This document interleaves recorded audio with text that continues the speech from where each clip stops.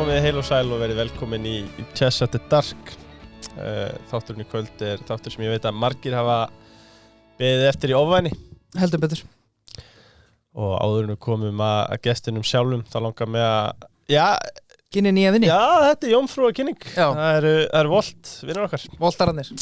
Volt er að keyra inn á áfengismarkaðinn og viðskiptavinur Volt geta nú pantað sér áfengi heima dyrum frá smáruginni gegnum smáfórut Volt. Takk. Já, þeir eru með Ekki vesla við ríkið og getur Twittan á púlsinum, svo minnum við á hvað áskriftarþjónustan Volt Plus er mikilvæg. Og finnur alvöru góða díla þar. Þetta er eiginlega lygilegt og svo sjálfsögðu úr því að ég er með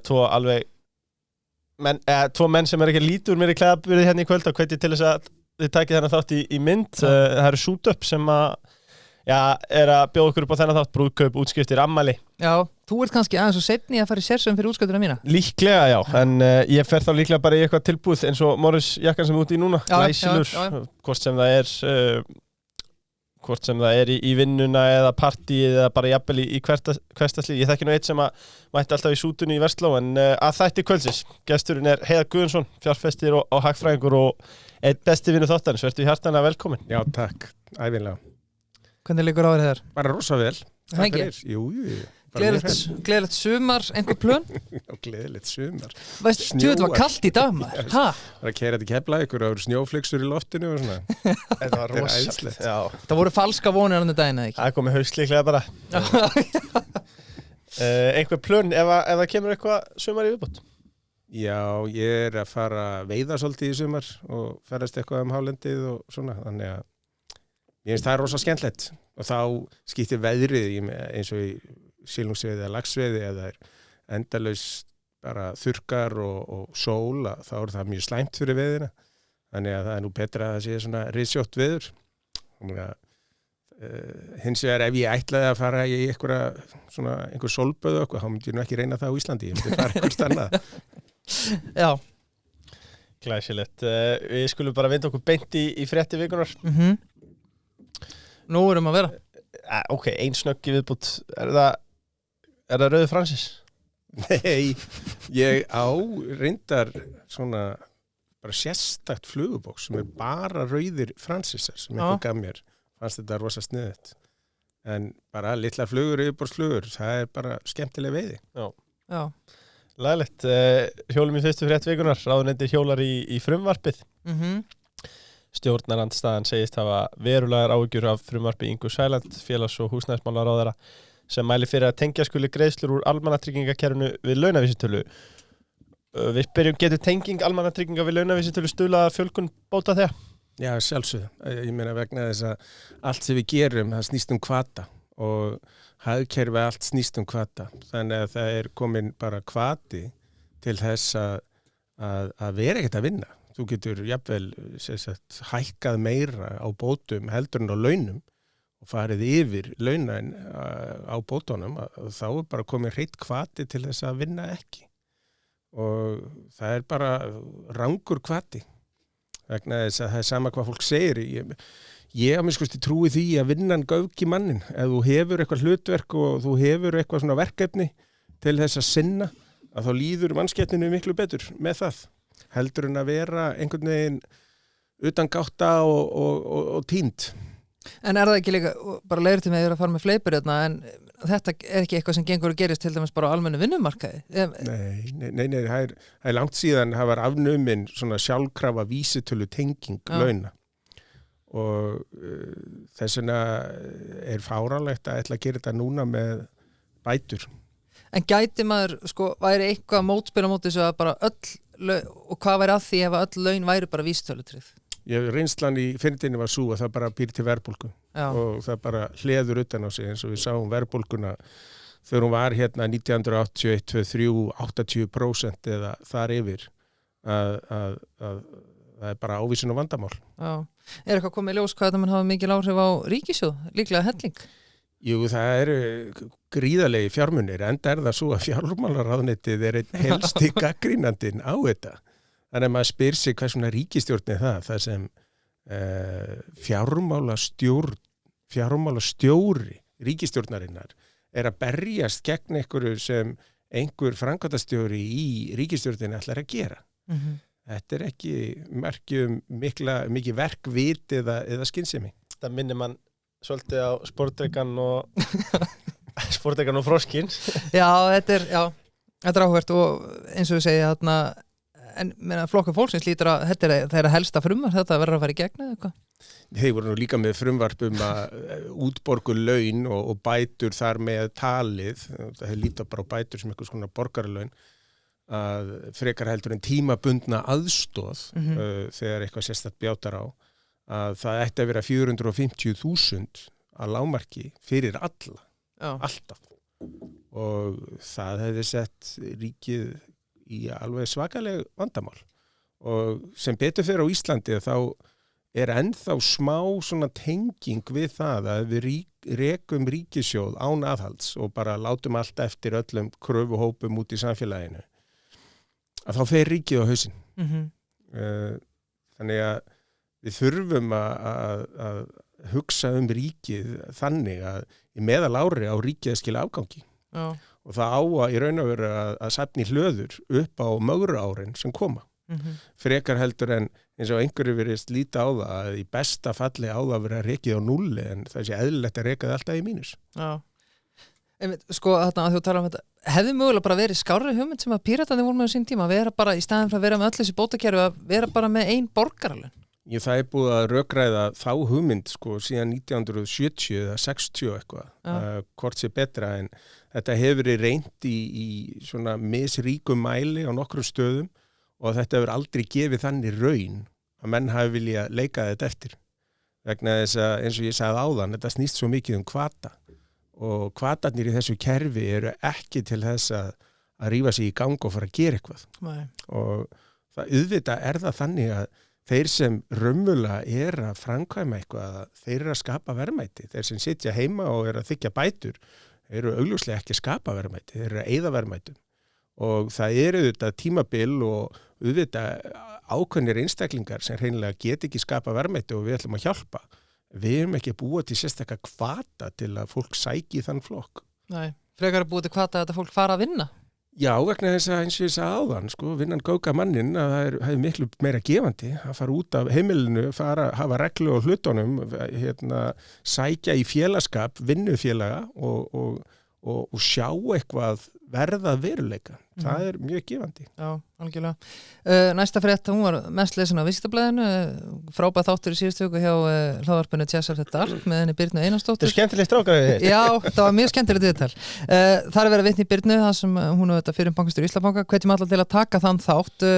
Sko, ertu sammála það sem hún talar með þettinum að mögulega þetta útboð sem að enda svo með þessari sekt og hún hættir þetta muni kannski þegar horfum í baksinninspeilin, það var nú ekki mikið fjadrafók og jafn slæmt og fólk talaði. Ég held að þetta hafi verið almenningstengsla klúður og vegna þess að þarna kom einhver ofsafengin sekt og bankin ákvað ekki að andmæla henni, heldur að sætta sig við hana en að sýna síðan enga sem að getur kallað engin viðbrögð inn á við. Allstaðar erlendis hefði einhver þurft að taka pókan sinn og vegna þess að þau gripu ekki svona sterkt inn í strax með því að sýna að þau voru að axla ábyrgð. Það endaði því að bankastjórnin og eiginlega allir yfirmenn og eiginlega allir undirmenn sem kom að þessu þurftu að taka pókan sinn. Og það er svolítið ekki það að ég sé einhver almannatengsla snillingur en það litla sem ég þekki úr þessu er að þú þarft strax að sýna auðmýkt og iðrun og þú þarft að sýna einhverjar aðgerðir og að þú gerir það strax að þá stemmur þú svolítið ánað ósi annars bara heldur þetta áfram bara út allt sko. Þetta er góð punktur. En ég spurði það einmitt Birnu út í þetta hvort þið hefði átt að fara í dómsmálið FMI eða Seðlabankann varandi þessa sekt heldur að vera rétt nálgun hefði maður segja bara eins og segja sína auðmýkt og segja bara erum við samþykjum þetta? Sína auðmýkt samþykja þetta en einhver hefur þurft að taka ábyrgð á þeim mistökum hvort sem voru stórvæglega eða léttvæg sem að minnskosti voru gerð og það voru gerð mistök og þau þurftu að breyta verklagi eftir þetta. Og mér þótt algjör óhemja hvernig kom fyrir og hvernig þetta endaði hjá Birnu og öllum þessum sem voru látnir taka pókan sinn og mér fannst það ekki sérstaklega sanngjarnt en yfirstjórnin hefði geta brugðist öðruvísi við til þess að kæla málið strax. Já, klart. Algjörlega, og við kannski kom aðeins inn á þetta aftur og eftir ásamt því að fara í útboðið sem var nú á dögunum. Jú. En ef við förum bara aðeins yfir markaðina almennt. Heiðar, bankadjúsin búin í bili eða sérðu þið frekari hækkanir í kortunum? Ég tók þáttu þetta í þessu útboði og vona sem flestir sem hlusta á þáttin hafi gert það. Og ég ekkert að selja núna. Ég alveg viss það að næstu uppgjör hjá bankanum verða bara góð. Ég held að bankin, það skipta hann rosalega miklu máli núna þegar þetta klárast að geta sýnt stíganda í uppgjöri og í bankastarf sem það þannig vegna þess að þú ert með eitthvað sem kallað afskriftarreikning sem þú getur notað til þess að hliðra afkomu á milli tímabila. Að bankin hefur það svolítið í hendi sér hvernig næstu fjórðungar líta út og það ekkert sem ábjátar í efnahagslífinu, það engin vanskilið annað. Ég get nefnt dæmi að til að mynda þegar Grindavík meira að minna bara fór í eyði að þá var bankin með fullt af lánum þar og lagði inn á afskriftarreikning, hann getur tekið það tilbaka og búin að vera því núna. Það hafa komið alls konar svona áföll þar sem bankarnir á Íslandi hafa sett sérstaklega til hliðar fjármagn en eins og útlánatöp núna eru afskaplega lítil. Fasteignamarkaðurinn sterkur þó að hann sé ekki í sama ógnarvexti og verið hefur og skuldsetning heimila mjög lág, skuldsetning fyrirtækja lág, skuldsetning sveitafélaga mjög lág. Þannig að þessi banki eftir að sína ágætis ákomu næstu misseri. Já, heldur að sé, kannski tökum þetta eftir, en bara örstuð, sko, þessi hlutafópur, hvað var þetta, rúmlega 30.000 Íslendingar sem tóku þátt, gott eða slæmt? Mér finnst það frábært. Og það hlakkaði svolítið í mér að þetta skildi fara svona, menn hafa verið með einhvern sérstakann alltaf aðgang fyrir erlenda fjárfesta og erlenda banka og erlenda hinn og þessa eins og það skiptir rosalega miklu máli og við höfum séð það því miður í gegnum tíðina þegar við verið að veita þeim sér kjör eða afslætti að þá hafa þeir þakka fyrir sig með að selja bara leið og hverfa braut og í þessu tilfelli þá finnst mér bara ánægilegt að það voru svona margir íslenskir aðilar sem bara hreinlega kláraði þetta. Já. Og þetta kom náttúrulega bara eins og vítamínsbrauta inn á markaðin og mun hjálpa, þetta mun hjálpa markaðinum margra missera skeið eins og ég sé það. Já, heldur við séum að ná að búa til fleiri kapitalista með þessu umbúði? Já, sósíalistaflokkurinn fór á hausinum leið og útbóði hvarf, hann sprakk einhvern veginn og hérna, ég tengi það beint saman, þarna vann kapitalismi, sósíalismi hrundi. Og Gunnar Smári Hór bara. Já, það er frábært punktur. Sko, ég held við ættum bara að afgreiða Íslandsbanka útbóðið þess sem heitir, ég kannski rétt minnist á Orku náttúrunnar. Já. Þeir tóku gera múti viðurkenningunni sjálfbærni ásinn 2025. Jú. Ég veit, þeir fögnuðu langt fram á nóttarskristofunni, þannig að einhverju voru litlir í sér í dag, en Orka náttúrunnar meldist marktækt hæst meðal raforkusala. 15 fyrirtæki í mismunandi atvinningarunum hlutu viðurkenningu, en að sjálfsögðu bar Orka náttúrunnar af. Annar árið röð, back to back. Jú, það er back to back. Sko, Heiðar, kannski byrjum á því að það er alltaf verið að tala um í þessum, ekkert alltaf, það er bara sérstaklega núna í þessum ríkisútbúðum verið að passa upp á sér rétt verð og þá var náttúrulega umtal þarna þegar Birna seldi og síðan aftur að það hefur verið gefins peningar og allt það. Þetta einkennist kannski af fáfræði af því að það hefur verið mörg útbúð og allt það, ég kannski leiði þér að tala það. En byrjum bara á því, varst það safna kennitölum? Nei, ég var ekki í því. Ég hefði kannski átt að gera það. En ég bara trúi að svona breið þáttaka sýnir bara traust á viðkomandi hlutabréfi og ég er bara rosalega ánægður í hvert skiptið sem ríkið er að minnka hlutdeild sína á samkeppnismarkaði. Þannig að ég er rosalega erfitt með að gagnrýna framkvæmdina, auðvitað er þetta að gera þetta einhvern veginn öðruvísi og hinsegin. Ég er bara glaður með útkomuna. Og ég hefði ekki verið glaður ef einhverjir útlendingar hefði fengið hérna risastóran hlut og selt síðan bara með afslætti stuttu seinna og hlaupið í burtu með einhverja peninga. Það er miklu betra að þetta endi í vasa almennings. Já. Þú veist, það segir sér samt bara sjálft þegar þú ert að koma stórri köku inn á markaðin einu, það hlýtur að þurfa að gefa afslátt eða hvað? Já, það er alltaf í öllum stærri sölum. Það er að þú ert að selja svona stóran hlut og þá er alltaf einhver afsláttur frá markaðsverði vegna þess að það geta allir keypt daginn áður á markaðsverði og það er enginn að reyna að kaupa svona mikið daginn áður og annars væri verðið að hækka og það eru mjög fáir væntanlega að selja og það er þetta að skoða þetta leið og koma inn stóra sölupantanir þá bara lækkar verðið og ég tala nú ekki það að selja 45% í einhverju fyrirtæki þá er ekkert óeðlilegt að það sé umtalsverður afsláttur og þess vegna var umræðan í kringum 2 fyrri sölurnar alveg einstaklega heimskuleg og það var bara furðulegt að sjá hvaða fólk bara upp í háskóla og fólk sem þykist vera menntað í hagfræði og menntað í viðskiptum og með reynslu á því var að opinbera fávisku sína í kringu það. Hási Andersen aðeins til hana. Sko, eitt líka, þeir lokuðu ekki fyrir viðskipti, þannig að það var bara opið með sölu og kaupa á bréfunum. Já, og þá var þetta aldrei magnað, það voru einhverju sem vissi ekki betur og ætlaðu að taka þátt í útboðinu og fóru bara í heimabankan og keiftu beint, sem sorglegt fyrir viðkomandi. Þeir voru að kaupa 114 en hefðu getað fengið 106,5. Já, 10% af bara. Já, kannski tökum aðeins bara markana almennt, sko, Nova eða Síminn? Einföld spurning, það er já eða nei?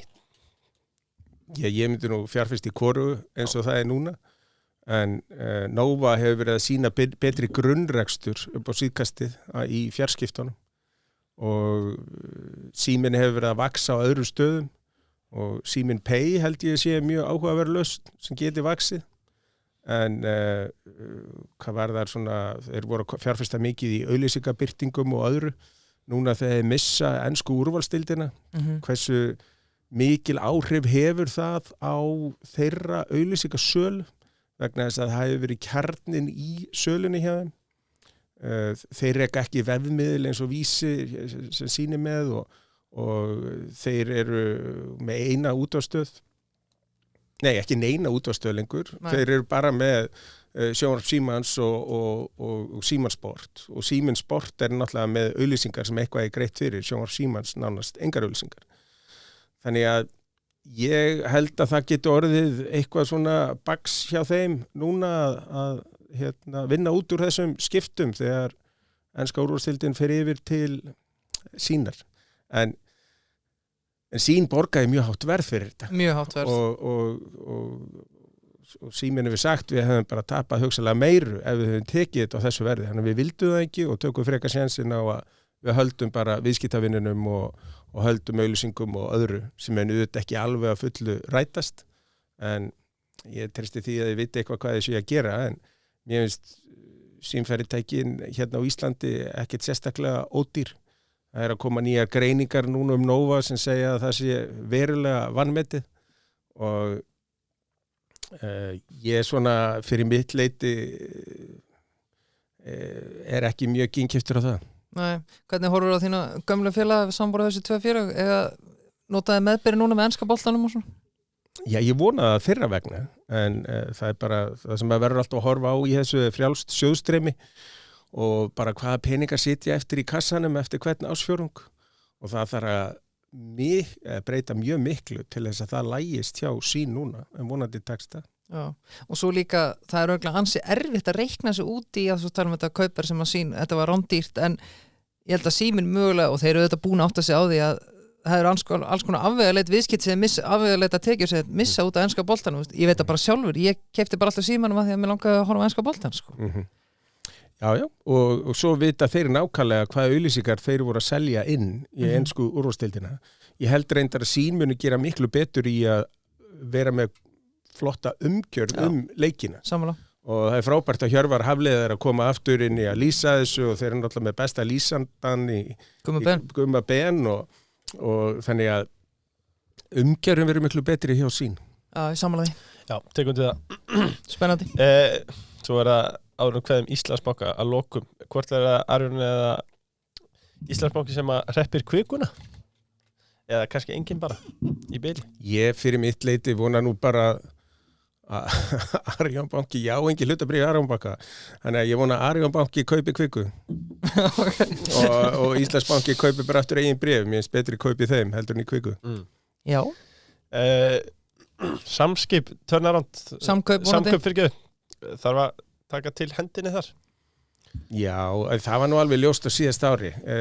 Ef ég man rétt að þá er sko Krónan með, ef ég man rétt, undir 30 búðum víðsvegarlandið, en Samkaup var með 60 okkar búðir, 63 ára síðast ári og framleiðin per búð því á Samkaup bara lítið brot á því sem hjá Krónunni. Krónan vísum með stærri og dýrari verslanir í rekstri en hefur tekist að ná upp meiri framlegð á hverja selda einingu. Þannig að Samkaup vantar umtalsvert eigifé, það vantar bara hlutafjárhækkun inn í reksturinn hjá sér til þess að geta tekið þetta á næsta skref og verið raunverulega samkeppniskostur við annars vegar Krónuna og hins vegar Bónus. Og svo sér það nýjasta hlutafjárhækningi sem fór í, það fór bara í að borga upp einhver lán sem voru komin að gjalda það sko. Já.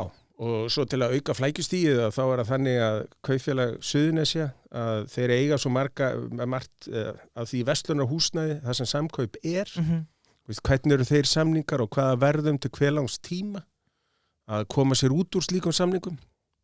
Þannig að það alveg forsendur fyrir því að vera með 3 stórar verslunarkeðjur á Íslandi eins og við þekkjum bara í olíubransanum reyndar 4 fyrirtæki en 3 stór og í tryggingabransanum eiginlega orðin bara 4 stór og voru alltaf bara 3 stór og alveg hægt að vinna með það en það hérna, hvað getur maður sagt, tækniskuld og innréttingaskuld og svona ímyndarskuld sem þarf svolítið að greiða upp og laga Samkaupsmegin og þá getur þetta orðið raunverulegu valkostur fyrir neytendur. En það það ekki í dag. Nei. Ég myndi segja að Samkaup líti út eins og bónusverslanir og verðin sé eins og Krónan sem kannski eins og sko. Það ekki líka, ég ætla ekki að þykjast eitthvað ekstra seni hérna en vera með rúmlega eins og heiða tala 63 staðsetningar og við sjáum það á ársendingu 2004 tapa 900 milljónum. Það ekki einhvers konar ákveð afrek sko? Af því að svo sem að frétt okkur með eins og degja sem var ráðan í starfsfólkarnir. Jú, en ég finnst það nú aðalega bara til marksum galla í áætlunum og rekstri að búast við það í upphafi ás að það séu, ég man ekki hvað átt að vera, hátt í 2000 milljónir í EBITDA og svo reynist það kannski fyrir 600. Og hvenær var þeim ljóst að þetta stemdi þess átt. Það gerist bara ekki yfir nótt. Þannig að það eitthvað að stjórnenda upplýsingunum eða stjórninni þannig. Og í smásölu, þetta rosalega kvikumarkaður, rosalega mikill velturhræð á hlutunum. Og að þú ert að fara að tapa á hverri seldri einingu þá þarf það að vera mjög fljótur að breyta verðlagningu. Eitt sem ég verð að spyrja þessi nýji mælikvarði hjá Sýn og Ebitu, gerðu eitthvað nýjan mælikvarða? Já, ég þekki hann ekki. Nei. Ég bara reynlega hef ekki, ég las eitthvað úr uppgjörunni en ég bara tók ekki eftir þessu. Nei, mér finnst það bara áhugavert sko, en mögulega bara sniðugt. Að lokum, í fréttum vikunar, viltu taka upp hanskan fyrir þína félaga Auðun Blöndal, Steinda Junior og Egil Einarsson? Fyrir frábæra tónleika? Ég held að ég þurfi ekki að taka upp hanskan fyrir þá. Ég meira segja fór á tónleikana en var farin heim 10 og fannst þið bara stórvel heppnaðir og auðvitað með mjög margt mannin en mér finnst einhvern veginn eins og fjölmiðlar í dag sem hafa hatast út í sérstaklega Gilsenegger eins og var kallar á þeim tíma Egil Einarsson að það einhver þurrðargleði í þessu að vera að lemja þetta svona svakalega niður vegna þess að það löngu komið fram að það voru aðilar sem bara ábyrgðu á öllum þessum málum sem þeir 3 þremyringar höfðu ekkert að segja ég myndi heldur ekki treysta Steinda til að sjá að það væri nómur klósett og ég myndi ekki treysta Gils fyrir því að það væri rétt flæði gegnum húsið og svo framvegis og þeir þekkja sín takmörk þannig að þeir fá aðra til að sinna því og auðvitað þetta óheppilegt að þetta komi fyrir en ég að minnst kosti fyrir mitt leyti sá bara fólk skemmta sér vel. Já, algjörlega. Bara svo ég segi með það hérna á prenti, hérna hann EBITDA frádregnum hreinum leigugreiðslum. Já. Tökum sér podcast áttum það. Já, en þá, ég veit hvað það er. Þá ertu í raun og veru að nálgast meira sko sjóðstreymi. Er þetta skynsamlega meira? Já, þetta segir meira sko heldur en EBITDA. Já. Að því að í EBITDA að þá ertu svolítið búin að íkja EBITDA töluna. Að því að þú færir neðar greiðslurnar sem sagt EBITDA lægri tala og nær því að vera hagnaður. Svo ég reyna að einfalda þetta. Þannig að þetta betri tala til að nota þar sem menn eru með stóra leiguskuldbindingar heldur en EBITDA. Þetta EBITDA betri og raunsærri mynd. Já, frábært. Við ætlum að tala um ríkisstjórnina, núverandi, en fyrst Defend Iceland leifur. Þeir verið að ertu búin að sjá að auðlýsingar á Arion-bókin Sönn Íslands sögamál hana? Nei, geðið, bara passa netöryggi, Defend Iceland græða Defend Iceland vill vera aðgengileg forvirk netöryggislaust fyrir alla og hefur því komið upp samfélagssjóð sem nýtti fyrir þær stofnanir og samtök sem hafa ekki úr mikla móða en bera samt ábyrgð á viðkvæmu upplýsingum fyrir samfélagið. Vertu skrifa undan, kynntu þig áttur á heimasíðu Defend Iceland? Já, en svo líka bara, þú veist, maður á að halda sig við kjarnareksturinn, maður á að gera það sem maður gerir og gera það vel. Jú. Ég get alveg Ég þykist nokkuð vissum það að flest fyrirtæki vilja ekki vera vesenast í netöryggismálum sko. Látið sérfræðingarna bara um það. Nei, og ekki spara þarna sko. Nei, það Defend Iceland. Heiða, nú varst þú í frábærum þjóðmálaþætti sem ég hlusta á meðan í janúar þar sem þú sagðist vera nokkuð spenntur fyrir núverandi ríkisstjórn meðal annars út af hagræðingar átaki hennar. Nú 4-5 mánuðum síðar sitjum við hér. Ertu enn á sömu skoðun? Nei, í millitíðinni þessi skýrsla hagræðinga hópsins komið fram. Já. Og líka grunnur að ríkisfjármálum næstu ára og þá finnst mér einmitt sorglegt hversu lítið verið að taka til hendinni útgjaldamegin. Það miklu meira verið að bara reyna að auka tekjurnar og verið að vonast eftir að verið svaka hagvöxtur og eitthvað. En maður þekkir það á eigin rekstri að þú ræður rosalega lítið yfir ytri áhrifum. Hagkerfi hér ræðist því hvernig verð fyrir vörurnar sem við erum að framleiða sem við höfum og flytjum út sem við ekkert að segja bara meira að segja hvort það komi í eldgos eða eitthvað og hvort að þessi einhver svakalegur órói á alþjóðlegum fjármálamörkuðum það eitthvað sem við höfum ekkert að segja en það sem við getum algjörlega ráðið það eru útgjöldin okkar þannig að tekjurnar eru miklu óvissari að þau skuli þá ekki taka sér til og taka meira til í tekjun og þar fannst mér þessi hagræðingahópur velt upp mörgum hlutum og að komu, 10.000 tillögur frá almenningi en það unnið með einhverja 30 en svo bara sett í hendurnar á stjórnmálamannum hvernig eigi að vinna út úr því. Þannig að ef að þetta var eitthvað sem svona bara keima því hvernig þetta var gert hjá Javier Milei, menn fór og Musk og félagar í Bandaríkjunum og tóku upp sínar hugmyndir eftir Javier Milei. Þar var gengið miklu hreinna til verks. Það var bara sagt, við verðum að ná svona sparnaði, við verðum að forgangsraða í útgjöldum, þannig að þá neyðumst við til að loka þessu og þessu og þessu og þessu. Hérna var þetta svolítið hvernig eigum að spara. Já, við skulum ljósrita beggja vegna á blaðið, eins og það myndi skipta einhverju máli.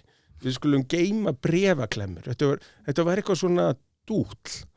Frekar heldur en að stóru málin hjá okkur eru að það heilbrigðiskerfið og það hægu vandi að gera miklu betur þar og það félagslega kerfið, það hægu vandi að gera miklu betur þar. Þar hefðu átt að koma fram tillögur hvernig væri varanlega hægt að draga úr kostnaði. Voru þessi flokkar í spennitreyju þar? Viðreisn í heilbrigðiskerfinu og síðan flokkur fólksins í félagslega kerfinu? Já, flokkur fólksins náttúrulega populískur, þannig að hann mun alltaf bara biðja aukin útgjöld. Já. Hins vegar það þannig að hann getur eitthvað raðað á milli eins og þeir eru ekki að hrifnir af innflytjendum og til að mynda samfylkingin og innflytjendamálin hérna fyrir 10 ára síðan var málaflokkur sem kostaði 400 milljónir en það fyrir séð þetta verið 40 miljardar í lok næsta árs. Þannig að flokkur fólksins var örugglega tilbúin að taka hluta því og færa eitthvað annað en það var ekki til í að bara minnka útgjöld ríkisins. Þannig að Viðreisn ætti þá að vera þarna ábyrgur flokkur en hefur ekki staðið undir nafni hvað það varar. En sko, svo velti maður fyrir sig að þú tala um Javier Milei áðan, sko, þarf ekki líka það sem að aftur þessi hagræðingahópur, þetta var bara snið hugmynd að gera þetta og prófa þetta en maður velti svo fyrir sér, já þetta eru svo allar tillögurnar en svo þurfa að ræða þetta við þessa stjórnendur sem eru í þessu stofnunum og svona þá auðvitað ná þeir að segja, nei þetta mun aldrei gangu þú verður bara að segja hvernig það gerir Forseti Hæstaréttar sem kom fram og sagði bara, það var einhverjir í fríi og það var einhverjir í veikindaleyfi og sjálfsögðu þurftu þeir að vera 7 þó að það var sérstaklega búið að stofna annað dómstig, landsrétt til þess að minnka málafjöldan sem væri í Hæstarétti að það ætti samt að reka Hæstarétti eins og þetta landsréttadót hefði aldrei komið til nei. Og hann bara með því að segja þetta verið aðför að dómurunum og aðför að réttaríkinu þá bara rökklaðist stjórnmálamennirni tilbaka, þetta hlægilegt í staðin fyrir að segja bara svona, þetta verður svona Þetta er bara fjármagnið sem þú færð og þú vinnur út úr því og þannig er þetta gert í fyrirtækjarekstri Það er ekki spurt Það er ekki jólasveitin, hún kemur bara alltaf með óskalista og hann kemur bara á jólunum með allt sem þú biður Já Það var málunum sem er búið að vera velkjast þingsalinn fram og tilbaka Er það kaldibjórinu?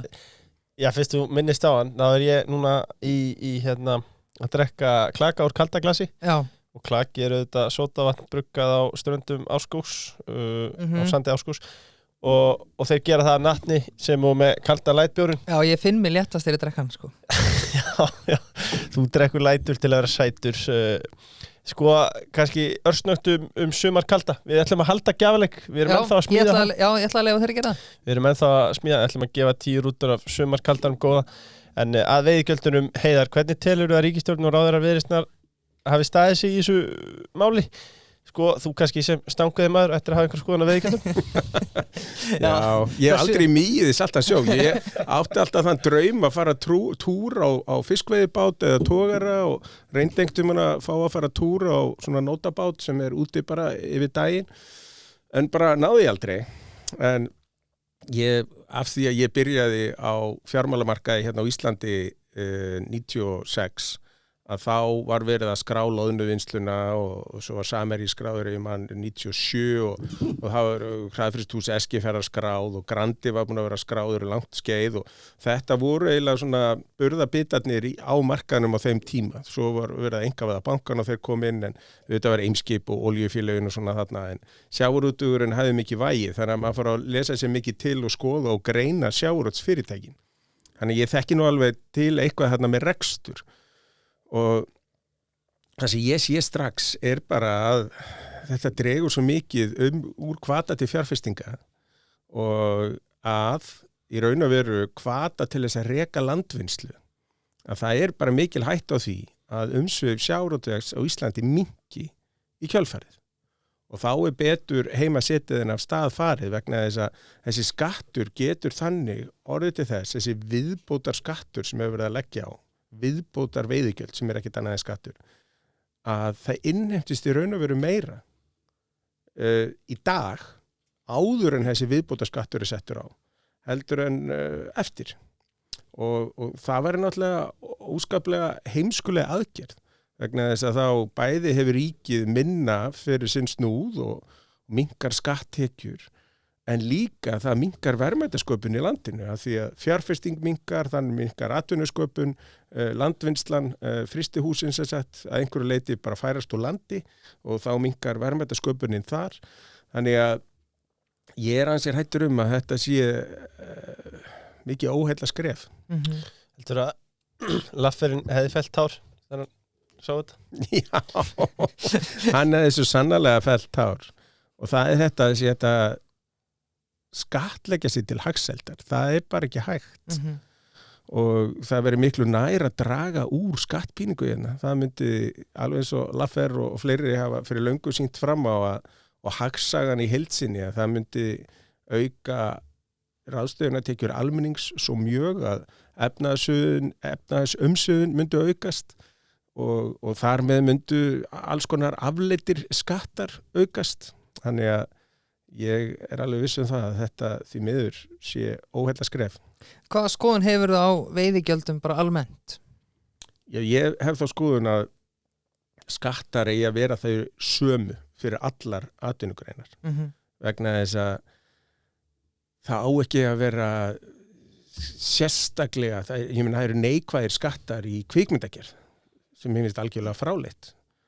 svo ertu með ofsaskatta á banka og sjávarútveg og þessi ríkisstjórn mun að gefa það út að þeir ætla ekki að hætta þar, þetta líka fara í orkuframleiðslu og í ferðamennsku.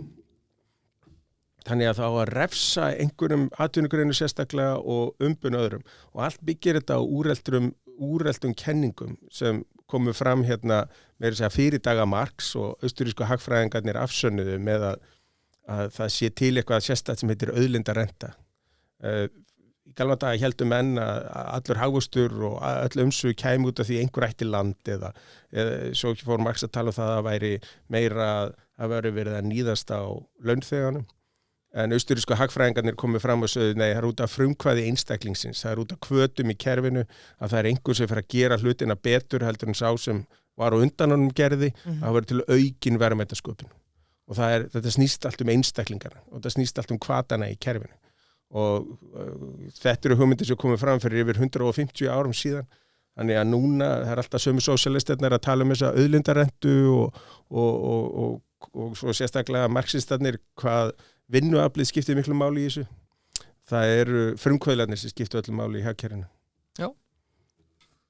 Sammála því. Viltu slá botnin í tunnuna, Birkir? Já, ég með aðeins meira. Veiðigjöldin þau eru ofarlega í huga landsmanna núna. Margir talað um að Kristrún hafi upprunalega lýst því yfir að hún vildi ná fram tvöföldun veiðigjalda yfir 10 ára tímabil, þetta tala honum í kosningabaráttunni. Hefði sú nálgun verið heppilegri? Já, það er alltaf betra að hækka rólegar skatta heldur en að hækka þá hraðar. Já. En það breytir ekki niðurstöðin að til langs tíma er þetta mjög slæmt. En hvað, gefur eitthvað fyrir þau rök að segja þetta sé ekki skattahækkun heldur þessi bara leiðrétta útreikninga sem hafa verið vitlausir? Nei, vegna þess að þarna ertu klárlega að breyta. Það er búið að fara með fyrstu veiðigjöldin sem voru sett á, það eru mörg ár síðan og menn fóru með lögmæti þess fyrir alla dómstóla og alla leið upp í Hæstarétt og Hæstaréttu segir þetta er ekki sérstök auðlindarenta eða veiðigjöld, þetta er bara skattur. Og meira segja í frumvarpinu sem liggur á Alþingi núna út af veiðigjöldunum og lagfæringun og veiðigjöldunum, þá er bara sagt þetta eru bara skattar. Og það er bara verið að auka skattheimtu. Já. Er það orðalagi í frumvarpinu? Það er bara skattur, já. Það er ekki... Sem öll orðalega út af við bara leiðrétting. Já. Okay. Og þess vegna er þetta svona orwellísk hugtakanotkun, stríðið, friður og eins og var hérna 1984. Það er bara verið að þvæla fólki og rugla það í rýminu og þetta er bara skattahækkun. Sko... Svo virðist sem þetta mál samt sé vinsælt meðal stórsluta þjóðarinnar að hækka veiðigjöldin. Við höfum margótt talað um þetta þáttunum bæði með sjávarútveg og banka og annað, alltaf tala um einhvern ofurhagnað og fólk sér einhverja milljarða og halda þessir útgerðarmenn sig að græða tá á fingri. Sko virðist vera erfitt fyrir atvinnugreinar, við sjáum þess að exit-auglýsingar, exit-leikarinn það var nú hræðilegar auglýsingar. Já, ég var að tala um almennatengsl, hvernig dattum í hug að vera með þessar auglýsingar. Þetta er alveg skelfilegt. Ég er ekki oft sammála að segja maður Guðmund sem það var sjálfsmark. Okay. Sko. Já, það var sjálfsmark. En það var fyndin. Já, hún var alveg fyndin. En að kenna sér við og líka sér við einhverja kók, siðblýtinga, ekki Coca-Cola í Noregi, það er alveg galið. Sko, já, það virðist vera erfitt fyrir atvinnugreinina sjálfa að koma skilaboðum vankanta frumvarpsins til þjóðarinnar. Er þetta bara fáfræði hjá þjóðinni eða er hún ekki komin eins og nægilega vel til skila? Nei, en það er alltaf spurning í svona, hvernig er spurt, vegna þess að nú er búið að vera að dynja á þjóðinni að þurfa að loka fjárlagagatinu, það þurfa að auka tekjur og fólk hugsa að byrja á að hækka skatta á okkur. Og svo kemur einhver með, nei, við ætlum að hækka skatta á stórútgerðina. Og það er alltaf sérstaklega verið að tala um stórfyrirtæki. Smáfyrirtæki eru góð, stórfyrirtæki eru ógeðslega og vond og svona. Og sem er bara alls ekki rétt. Og þá finnst fólkið þetta freistandi að segja bara já. Og þá er ég kannski látin í friði ef þetta verður niðurstaðan. Að þau loka fjárlagagatinu með því að sækja aukna tekjur í stærstu sjávarútvegsfyrirtækin. En hvers vegna eru stærstu sjávarútvegsfyrirtækin alltaf að stækka? Því það er gríðarlega stærðar hagkvæmni. Og að fjárfesta í öflugum búnaði og í nýrri tækni þá þarftu að vera með ákveðið mikið umleikis. Og þannig að fjármagnsfrekar atvinnugreinar eins og bankastarfsemi, orkustarfsemi, iðnaðarstarfsemi og svo ég tala ekki sjávarútveg. Það verða bara til stór fyrirtæki þar. Það er oft talað að sé svona stundaglasvöxtur, það eru örfá stór fyrirtæki, engin millistór og svo fullt að litlum. Og þannig sjáum við svolítið í sjávarútvegi líka. Við sjáum það ekki í bankastarfsemi, það er búið að setja svo mikið regluverk að litlu fyrirtæki en þau bara get ekki staðið undan reglunum, þannig eru bara eftir stór fyrirtæki.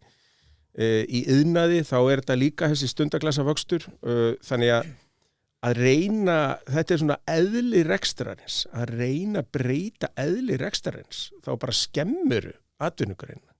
Vegna þess að hún þrýsta því að þessi stór fyrirtæki sem hafi efnaði að kaupa skip sem kosta 5-7 miljardar stykkið, hafi efnaði að semja beint við alþjóðlega bankastofnanir, hafi efnaði því að fjárfesta í einhverju verkefni sem skila sér tilbaka á 15 árum. Þannig að við eigum að fagna stóru fyrirtækjum. Já, til að slúta veiðigjöldunum, segjum að þetta frumvarp fari í gegn, það verður tvöföldum veiðigjalda, hefurðu áhyggjur af þessu, ef þetta fer í gegn? Ég var mest hissa þegar þetta frumvarp kom svona fram að krónan skildi ekki strax veikjast 5-10%, vegna þess að þetta rýrir bara verðmæta sköpun á Íslandi. Og þetta mun gera það. Þetta bara bitnar á verri lífskjörum almennings og við vitum það að krónan lækkar að þá höfum við minna umleikis og það er dýrara að fara til útlanda. Dóldið talaði að þetta muni ekki komið ljós fyrir kannski þegar þessi ríkisstjórn er farin frá okkur, eitthvað til í því? Já, langtíma áhrifin, það tekur alveg vegna þess að eins og í dag, ég var að tala landvinnslu áðan, það er búið að byggja upp að miklu myndabrag, landvinnslu hér og hvar og slík vinsla er ekki afskrifuð bara á 3-4 árum. Þú afskrifur hann yfir 10 ár. En síðan ef það vel á að vera, þá þarf þetta alltaf að vera fjárfest í þessu á 5 ára fresti. Þær fjárfestingar mun ekki koma. Þannig að þá, eins og ég sé þetta, þá mun þær ekki koma og þá flist vinslan úr landi. En það gerist ekki við nótt og þá er alveg rétt eins og nefnir að það gerist á næsta kjörtímabili. Já, algjörlega. Kanski glemdum að pitcha umræðu punktarnir okkar núna eru stórmál sem ríkisstjórnin er búin að vera að vinna að úr veiðigjöldunum í allt annað, jöfnunarsjóðurinn góði. Hvetjum allar til að taka þáttinn okkar með Ásdísi Kristjánsdóttur þar sem við fórum vel yfir þetta. Sko, hvað finnst Heiðari Guðjónsson það að sé vera að hvetja sveitarfélög að fara með útsvari sitt upp í botn? Það er galið og það er bara einhver miðstýring, við þurfum dreifstýringu, við þurfum samkeppni í sveitarfélag.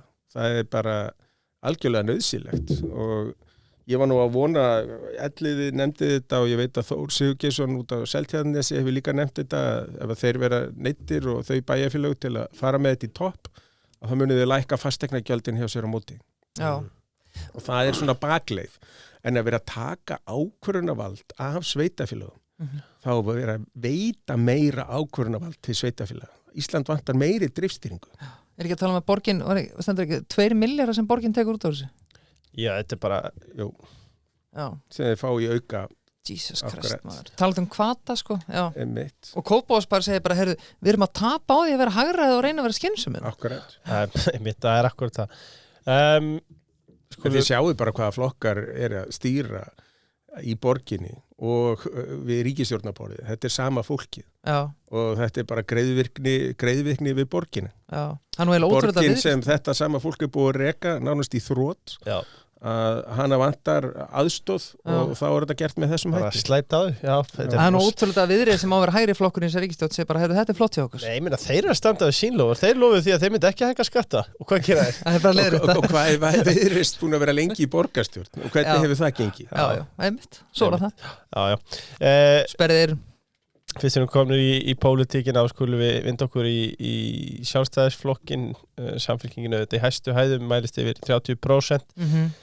Verðast einhvern veginn vera bara með allt vinstra fylgið á sinni könnu og svo erum við sjálfstæðisflokkin í held í einhverjum 19% og þetta dænátt sé 100%. Framsókn aldrei verið minni nóðu það, sko, hvernig finnst þér nýrs formaður sjálfstæðisflokksins hafa staðið sig? Mér finnst þetta ekki góð byrjun. Nei. Ég er svo neikvæður. Ég er bara glatar út í sjálfa mig. Lífið er frábært og Ísland getur verið æðislegt og fólk á bara njóta þess að vera hérna og vera duglegt og annað en því miður, ég meina ég var kosin hérna í efnaðs- og viðskiptanefnd og Ásgeir Helgi Reykfjörð og Þórður Gunnarsson og Kristófur Már Marason og Sigurður Ármann og ég var alltaf að bíða eftir því, þetta var í febrúar hvenær er fyrsti fundurinn? Og ég hef spurt skrifstofun og formannin, hvenær er fyrsti fundurinn? Er fyrsti fundurinn ekki búinn? Nei, ekkert heyrt. Og maður velti svona fyrir sér, ekki það að ég sé eitthvað númer í þessu eða þetta fólk, en ef þú ætlar svolítið að efla flokkstarfið og koma krafti inn, hversuna er ekki bara kalla til fólk sem vill vinna í sjálfboðavinnu, fullt af starfi og leggja gott til og lesa yfir og það hefur þetta að lesa yfir alls konar frumvörp og annað þýjunlíkt og hjálpa til. Vegna þess að það er ágætis fjármálalæsi í þessari nefnd og við getum alveg svona komið með einhverjar hugmyndir. Já, 0 fundir. Manstu, ég sendi þegar landsfundin var í gangi, ég sagði, þetta er alvöru helvitis nefnd hann, sko. Varst með Heiðar, varst með Reykinn og já, og það er ekki eins og búið að kalla fyrsta fund. Ég hefði ekki hleypt úr Valhöll, sko. Þeir var ennþá að funda, sko. Minnir mann bara á einhverju ofurhitumynd. bara líst eitthvað að ljósu fyrir heiminn og það mæta mennir. Það er bara að kveikja á ljósinu. En myndirðu ætlaðu að henda nýjum formann undir rútuna eða er þetta bara sjálfstæðarflokkurinn? Já, nýr formaður ætlaði að efla flokkstarfið. Og hefur ráðið nýjan framkvæmdastjóra og er væntanlega í því að efla þetta en ég bara ekkert sérstaklega þolimóður maður og aldrei verið það og mér finnst svona að þegar þú kemur inn með eitthvað svona þá bara hægu vandi að kalla eða biðja einhvern að kalla fyrsta fundin og setja þetta í gang og þetta á ekki bara við þessa nefnd, það er alls konar atvinnuveganemnd og velferðarnemnd og utanríkismálanemnd og alls konar nefndir sem getur komið með fullt af góðu efni inn í flokkstarfi núna. En hvernig finnst þér sjálfstæðarflokkur bara kannski sem stjórnaranstöðuflokkur, málflutningurinn og annað? Já, mér finnst það geta verið miklu beittari. Og það er náttúrulega þarna eins og í miðflokknum ertu með Snorra Másson og Siggo Andersen og fleiri sem haga sér eiginlega meira eins og sjálfstæðismenn, heldur en sjálfstæðismennir sem eru á þingi. Já, og Bergþór. Já, og Bergþór, já, einmitt. Og má kannski líka alveg segja það, sko, að því að Guðrún hefur nú bara 2 ár og ég meina þess að það var ekki þá maður ekki að hlusta ómikið á rúvarana, sko, en þú veist, þeir voru að tala eitthvað, já, hún er greinilega undirbúið sér svona mikið og svo ætlar hún að koma inn, en bara, sorry, en það er eiginlega bara halvt ár búið núna, sko. Þannig að, já. Og þegar við erum að ræða formannin, er allt í einu bannað að fá sér eitt kalda eða? Nei, það er ekki bannað. Nei. Hann vildi fá jákvæða nótvar Heiðari. Nei, en við erum bara konur í Evrópusambandi. Nei, ég ætla kannski að spyrja út í einu. Já, gjör svo vel. Hefurðu viljað annan formann?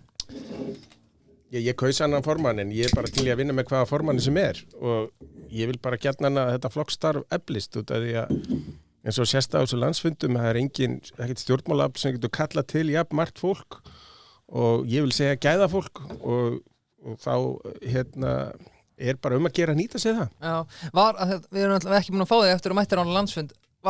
Fannst þið vera meðbyr og svona stemming á landsfundinu?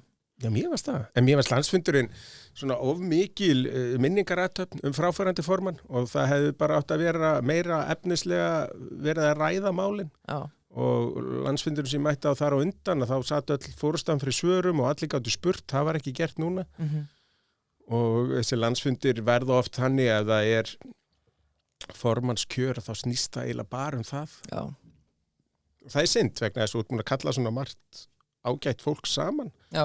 Og það er bara mjög upplýsandi að vera þáttakandi í skoðunarskiptum þeirra á milli. Var langt byrjuð á klósetti þar? Nei, það var bara og þetta var mér haldið í sama sal og fermingaveislan, þannig að það gekk ágætlega. Já, þú náttúrulega mættir, ég held ég sé ekki að fara með fleipur það var myndar að þér í bóðinu hjá Áslaugu, þú líklega stöttir hana eða eitthvað. Já. Hún væri búin að gera betri hluti. Ég vissi að ég ætla ekki að fabulegra það, en ég er bara alveg tilbúin að segja mínu skoðun á því hvernig málin eru. Já, þú ert aldrei þar nefnilega, sko. Ánægði með þig, þú ert að fyrirsagna með þig. Ég er ekki nýri. Nei. Skulum taka aðeins, að því að við erum búin að vera að reyfa hérna aðra þætti í kvöld sem við höfum tekið upp, þá hvet ég þetta alla til þess að taka fyrir þætti með Heiðari. Það er margir 23 alltaf 23 og það verður alltaf að vera af því að það er alltaf Heiður að fá hann og ég er alltaf ánað þegar hann segir já eina sem ég þarf að vanda mig með við þurfum að vanda okkur með handriti er að ég passa að spyrja ekki að því sama það er akkurat það en svo hlutin eru fljótur að breytast líka já. Og Heiðar skiptir oft skoðun Já, það er einn svona hagfræði brandari ekki það þeir séu sérstaklega skemmtlegir það var einn hagfræðingur sem fór í gamla skólan sinn 50 árum eftir útskrift og sagði, Þetta allt sömu spurningar. Þá svari já, en svörin af öll breyst. Það er náttúrulega, það er alltaf verið að fást við einhver efnaðasmál og það er ekki alltaf sömu svörin. Nei, það er nefnilega þannig. Eitt sem breytir samt aldrei, það er Dynot. Þeir sjá alltaf til þess að þú getur plantað borð hvar og nánast hverja sem er. Heldur betur, talandu Nóa, þeir keyptu nú hlutið þeim. Hvort gerðu og hvort sem út að panta mat, bóka viðburð eða kaupa í rafræn gjafabréf, þá er Dynot.is lausnin og sjálfsögðu er með forlátt app. En talandum app, Agro-appið, aðgengilegt einstaklingum og lögaðilum sem vilja stunda viðskipti með hlutabréf í Kauphöll Íslands hjá Agro-verðbréfum. Hver er svona þinn uppáhalds starfsmaður hjá Agro? Er það Þorsteinn Atli? Já, það er Tobbi bara. Ég hef þekkt hann lengst. Eru þið eitthvað að lyfta saman? Nei, aldrei lyft saman. Við ætluðum einhvern tímann að halda eitthvað lyftingamót, það var aldrei neitt úr því. Nei, hann þorði ekki. Hann er algjör kökull. Já, við þurfum að fá hann til þess að svara fyrir sig þetta. En hefur þið lyft með Tóta Páls? Já. Það var eins og ég myndi kalla hálfgert bánsasprikl, sko. Það farið á Chili, einhvern veitingastað þarna í Laugavegi og pantaður 600 gramma hamborgari á eftir. Ég vissi ekki að það verið til. Ég þurfti ekki að næra mig í 2 daga og eftir. Ég væri til þess að mynda því ferlíki. Hvernig líst þér að áforma þjóðaratkvæðagreiðslu vegna inngöngu í ESB? Svona kostur og gallar. Já, ég sé enga kosti nema þá að ná þessu bara út úr kerfinu. Og við höfum séð það í löndunum í kringum okkur að þeir sem eru mjög uppteknir af því að ganga í Evrópusambandið, því oftar segir þið fá nei, því oftar biðja þeir bara nýja atkvæðagreiðslu, þannig að þetta mun ekkit ljúka málinu, en bara miðað við hver staða þjóðarinnar er og síðan hver staða Evrópusambandsins er, að þá höfum við ekkert í það bandalag að sækja og þetta er orðið meira svona skuldabandalag Evrópu og allt orðið mjög öfugsnúið. Frakkland kom með hærra skuldaraálag heldur en Grikkland og Portugal og Þýskaland kom með svona svipahátt og Grikkland og það er rosalega mikil endurreisn sem þarf að eiga sér stað innan Evrópusambandsins til þess að það sé áhugavert bandalag. Það eru meiri líkur á því núna að það brotni upp og við vorum nú bara í síðustu viku að sjá í þessari viku nýjan forseta kom inn í Póllandi sem hefur talað fyrir því að það eigi að brjóta upp evru samstarfið og Pólverjar er múin að vera með sitt sloti og eitthvað en það sem er alternatív fyrir Deutschland að þeir vilja hafa Dexit að Þýskaland gangi út úr Evrópusambandinu, það er líka komið Nexit í Niðurlöndum, í Hollandi, þannig að tala um Evrópusambandið sem áhugaverðan stað, það er bara ránt, það er bara þvæla.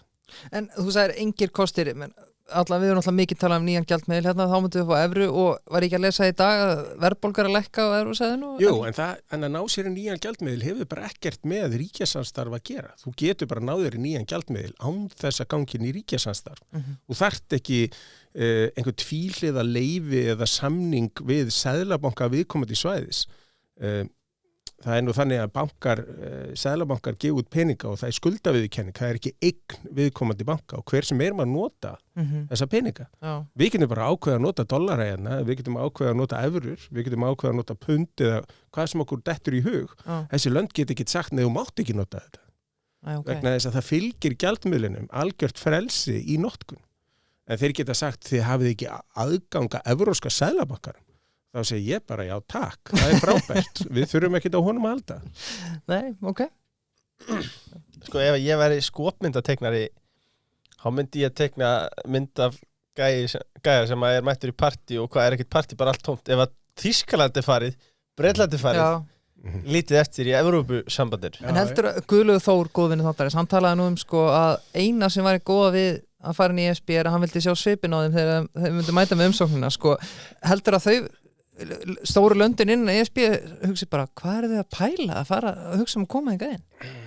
Þeir eru reyndar svo upptekin af sjálfum sér, þeir sjá ekki ennþá hversu mikla villu vega þeir hafa farið og það er svolítið saga Evrópusambandsins, þetta eru gamlir svona sósíalista kommissarar sem koma saman úr þessum mismunandi löndum og ætla að stofna draumaríki þar sem öll er miðstýrt og það er svona uppruni Evrópusambandsins. kol- og stálbandalagið sem var fyrst þarna á undan og Evrópubandalagið að það voru meira svona tollabandalög en þeir sem voru helstu frumkvöðlarnir í þessu að þeir vildu alltaf að þetta myndi þróast yfir í sambandsríki Evrópu.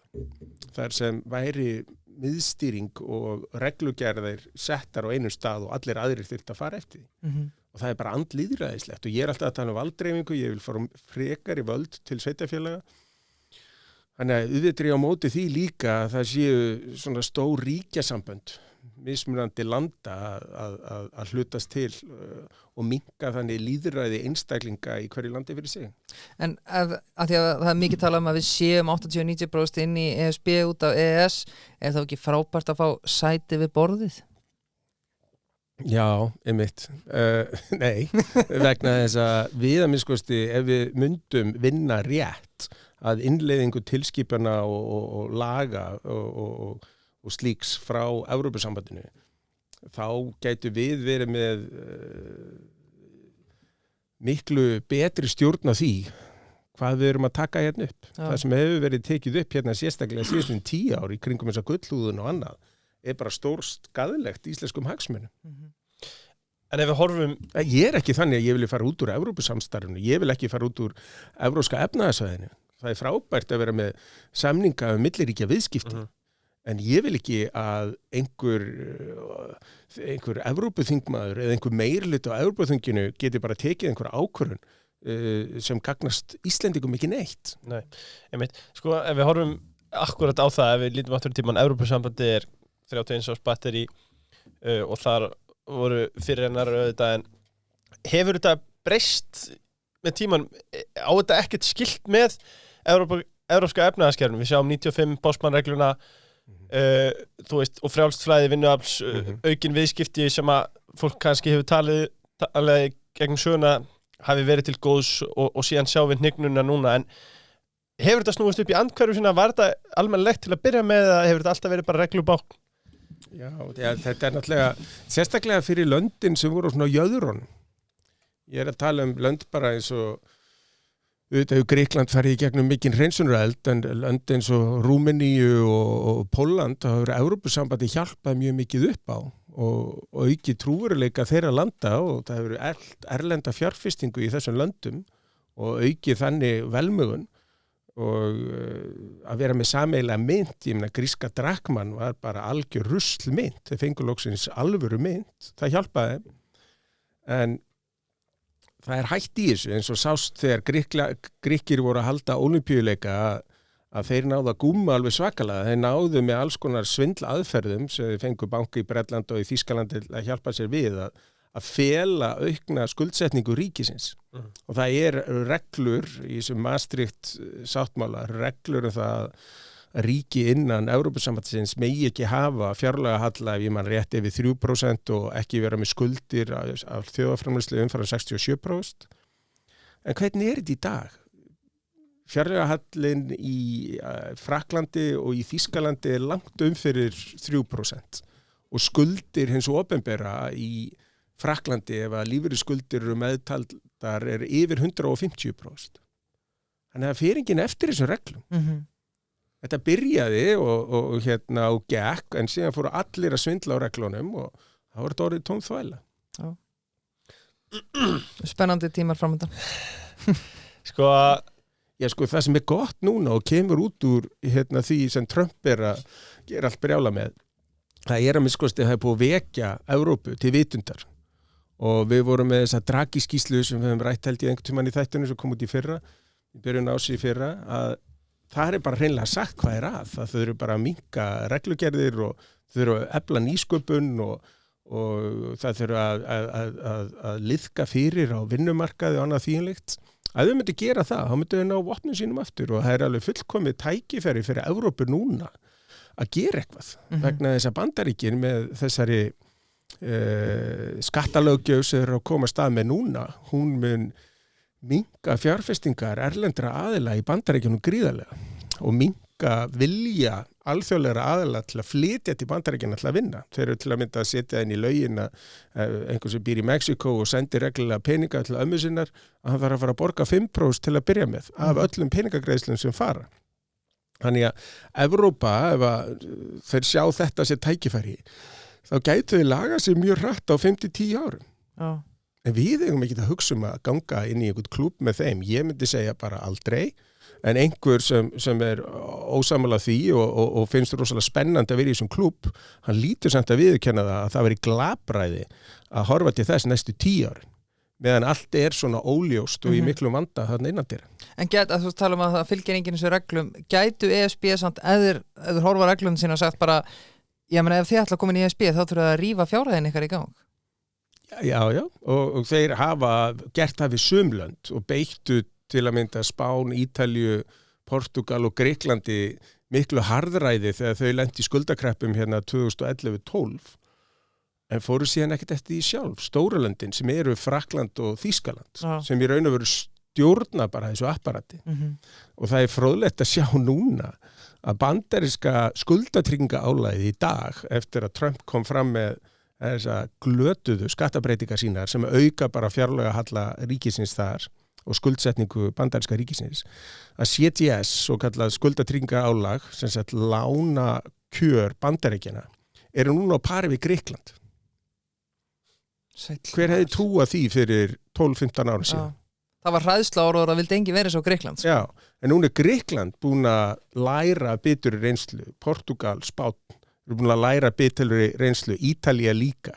Þannig að þessi lönd eru betur metin heldur en Frakkland og jafnvel eða betur metin heldur en Bandaríkin.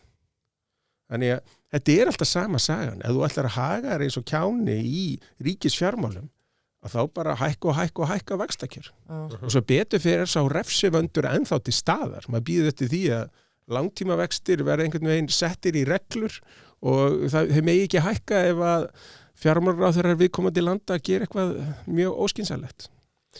Sko, nú voru fjármálamarkaðir ytra farnir að kalla Trump taco, Trump always chickens out.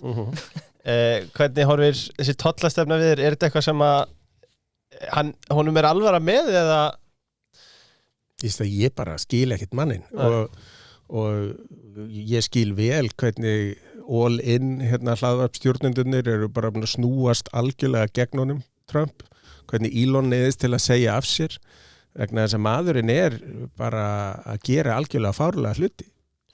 Það er algjörlega óljóst til að mynda hvað hann ætlar að gera í tollamálum. Ég var í New York núna í apríllok og var að hitta fólk á Wall Street þar og þeir voru að segja mér að birgðastaða á spítölum í Bandaríkjanum, bara hvað var það gúmmihanska, hvað var það sótthreinsigræjur og alls konar dót, þetta er allt framleitt í Kína. Birgðastaðan er 2-3 vikur. Þannig ef hann ætlar allt í einu, og það er engar svona vesmiður eftir í Bandaríkjanum, ef hann ætlar allt í einu bara, hann Trump, að segja, núna bara er komið að deginum og ég sitt í gang. Þeir stöðva allan útflutning til Bandaríkjanum. Og þá ertu bara komið með spítala eftir 3 vikur sem eru óstarfhæfir. Ekki út af því að vanti mennta fólk eða eitthvað fancy, það vantar bara eitthvað svona ótrúlega einfalt. Og Trump hefur ekkert hugsað út í það, verðist vera, að það á minnskosti safnu byrðum á þessu sviði. Og þetta er alveg ótrúlega illa unnið. Þannig að eins og þú segir með taco, það er alltaf líkur á því að það verði bara þannig. Og þá er þetta náttúrulega bara eitt stór farsi og það eina sem kemur út úr þessu er að Trump fjölskyldan er búin að byggja ný hótel eins og hann hvað setti á 150% toll á Víetnam. Núna er hann allt í einu komið með lóð og eitthvað fyrir hótelfjölskyldunar í Víetnam. Áður að það búið að klára einu svona tollasamninga við landið. En hann er komið fullt á hótelum, ég man ekki hvort eru 8 eða 10 talsins í Mið-Austurlöndum. Og maður er bara svo kringum þessar rafmyndir og annað. Þetta er alveg ótrúlega spilling. Sko, erum við þá að vísi í það meðal annars Trump-kon og Melania-kon og þetta allt? Eða? Já, það er alveg hlægilegt. Og sáuðu guttana sem hann ætlaði að bjóða þeim sem voru í hópi 200 stærstu eiganda af þessari bull rafmynd sinni í sérstakann kvöldverð með sér í Mar-a-Lago. Og mennirnir sem voru að koma þarna, sem voru búin að kaupa fyrir einhverjar $100 milljóna að þetta eru sakamenn sem eru að leita sakar uppgjöf hjá honum. Hvers konar mútur eru þetta? Hann er alltaf bilaður, en sko, mér langar að koma aftur að sko, að því þú talar það einmitt, ef hann heldur þessu til streitu hvað var að tolla til að mynda til Kína, þessa ofurtolla, ofsatolla, þá þið bara komin í klípu úr því að Kína bara orðið mögulega stærsta heimsveldi. Hann bara 10 árum, ef hann ætlar í þessar aðgerðir yfir höfuð, hefði verið betra að pota í björninn þegar hann var ekki fullvaxta? Já, en hann kannski ekki fullvaxta? Hann reyndi það 2017 til 2021 að fara svona í viðskiptastríð við Kína, sérstaklega í kringum farsímabúnað og annað og reyna að hægja svolítið á í Kína, en Kína svolítið að sjá sig sjálft. Ég meina, þeir eru 1300 milljónir núna, í lok þessar aldar verða þeir ekki einu svona 600 milljónir. Í alvörunni? Já, og þú náttúrulega með fæðingatíðni sem næri ekki einu svona 0,7. Það var 2,1 til að viðhalda fjölda fólks. Þannig að ef það er 0,7, 1/3 af því sem þarf, þá þýðir það að með hverri nýri kynslóð þá fækkar fólki 2/3. Þannig að þeir sem horfa með hvað ýttustum augum á þetta, segja bara að það er svakaleg fólksfækkun framundan næstu 100 ár. Og við sem náðum því að verða 8,1 milljarðar, við verðum bara komið niður í milljarð aftur eftir 150 ár. En hvað þýðir það þegar Kína verður 600 milljónir? Þessi þróun er alltaf búin að vera eiga sér stað í Japan. Ég einmitt búin að fjárfesta svolítið í japanskum ríkisskuldabrjöfum. Neikvæðum vöxtum. En þeir eru búin að skjótast. Já, reyndar. Þannig að nú eru komnir vextir, þeir ekki neikvæðir, en eins og Japan hefur getað keypt hús á 1 jen, bara til þess að viðhalda því, að það er engin nýr sem getur flutt inn í húsin. Þannig að þetta leysir svolítið húsnæðisvandan, en á Íslandi við sér betur fyrir ekki á þessum stað. En eins og hvað var það þá Kína og hvað það þessi rísandi heimsveldi, þeir eru búin að byggja allt og mikið af fasteignum, þeir eru með ónýtt bankakerfi, þeir eru með ónýttan fasteignamarkað, fasteignamarkaðurinn er búin að lækka $2 triljónir í verðmætum talið. Já. Og svo engin fólksfjölgun, þannig að fasteignamarkaðurinn verður bara alltaf verri hjá þeim. Og bankakerfið byggir fyrst og fremst á fasteignamarkaði, viðskiptabankakerfið, þannig að það verður alltaf verra og verra. Þannig að vandamálin í Kína eru þannig að ég held að Trump þurfi ekki að vera að hafa miklar áhyggjur af þeim. En geta ekki bara sett einhverja fæðingahvata eða eitthvað? Já, þeir hafa reynt það að borga, en þú elst upp sem einbirni og þú þekkir ekkert annað og það eru bara kynslóðir einbirna í kringu þig. Og fleiri strákar heldur en stelpur af því að þeir vildu frekar eigna sveinbörn og komið þannig fyrir að sveinbörnin meira lifðu af. Það er bara ekki fræðilegu möguleiki að snúa þessu við nema með innflutningi þá vinnuafls og þeir vilja ekki innflutt vinnuafl, ekki frekar í Japanir og þá bara fækkar þeim. Þannig að allt þetta talum að þetta sé svo svakalegt heimsveldi, ég á mjög örfitt með að kaupa það með að við þessar tölur sem voru bara uppferðar núna í janúar frá Sameinuðu þjóðunum. Vá. Ég sá einhvers staðar tölur, já, þetta voru hnullungar. Sá einhvers staðar tölur það sko að fólksfjöldi eða fólk undir fátæktamörkunum, nei, vantarlega yfir fátæktamörkunum, ég þóri ekki að fara með nákvæmar tölur, þetta var 700% eitthvað sem að var bara minnkun á fólki sem að liði við bara afar sára fátækt á nokkrum árum, en þar spila inn í bæði náttúrulega bara fólksfækkunin, en svo líka bara einmitt hvað áhrif hefur það á hagvöxt þegar fólk hefur það bara almennt betra. Það er sérstæða líka bara, það er hlutfallsleg í yfirbyrðis sem að Kína hefur haft. Já, Kína hefur haft ótrúlega hraða iðnvæðingu.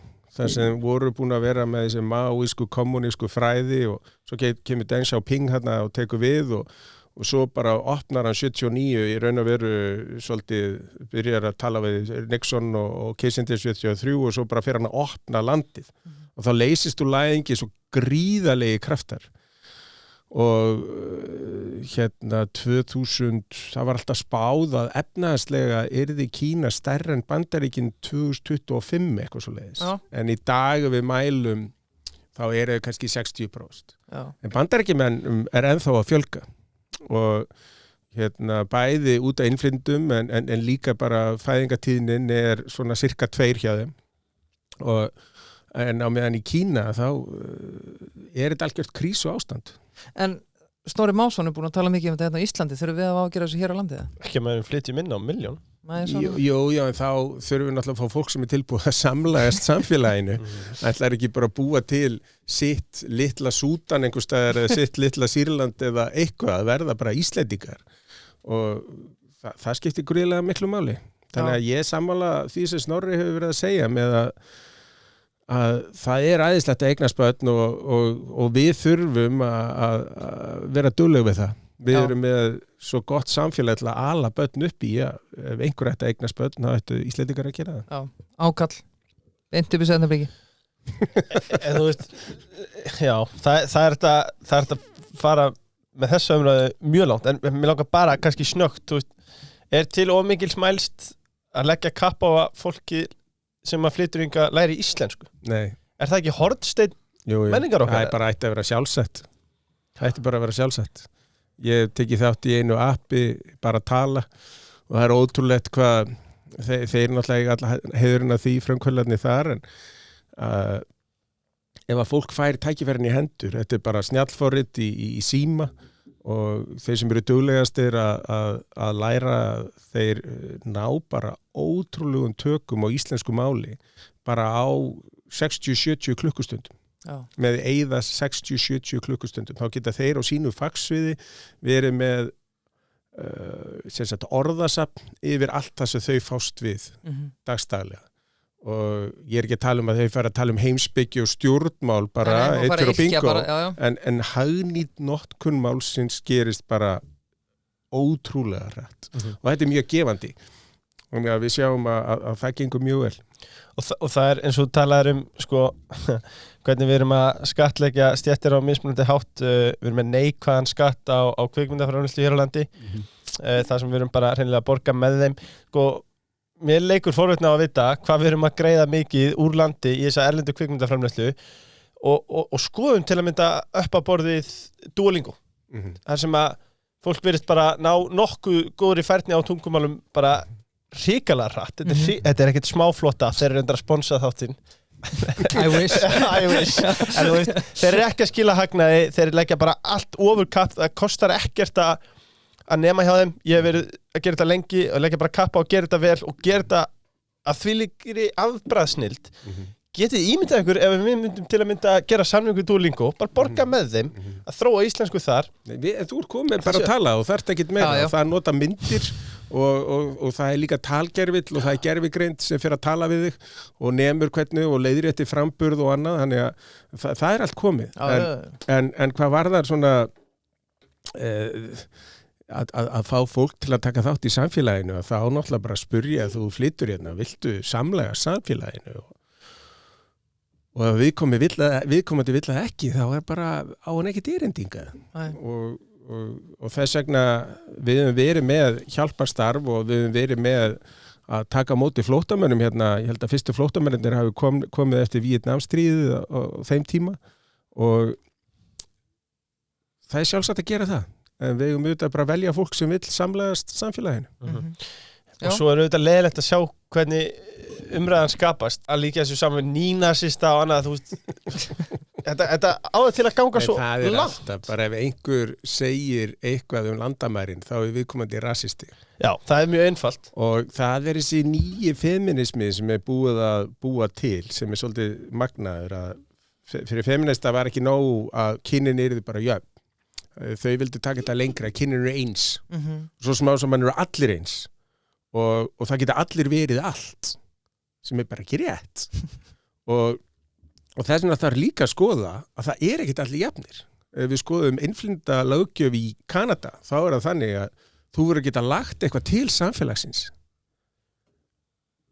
þá ertu velkomin en þú ætlar að koma þangað bara og það er miklu stífari innflytjenda löggjöf heldur en í Bandaríkjunum og er búið að vera langt skeið að ef þú ætlar bara að koma og þykja bætur þá færði ekkert landvistarleyfi og þess vegna líka gagnvart fólki sem hefur komið hérna og bara þegið bætur og ætlar ekki að leggja þetta á sig þá bara hætt að greiða í bætur það fer bara eitthvað annað, það sem það fær bætur þetta er ekki fólk sem ætlar að leggja eitthvað til samfélagsins. Getum við ekki bara haft einhver lokapróf, ekki lokapróf en bara einhver stöðutjekk bara á 6 mánaða fresti eitthvað, bara hvað er maður að læra íslensku, hvað ert að gera hérna það þarf að vera einhver hvati til þess að taka þátt í samfélaginu ekki að þú getur bara komið hérna og haft það fínt og sendt jafnvel helmingin af bótunum tilbaka. Já. Verið bara hálfpartinn í vinnu við að taka bætur hérðan og senda til heimahagana. Já, mér finnst eitt gott sem Heiðar, eitt gott, allt sem hann segir er gott, nema þegar hann er svona neikvæður, en hann var í góðu viðtali á kollega okkar Þórarni, í einni pælingu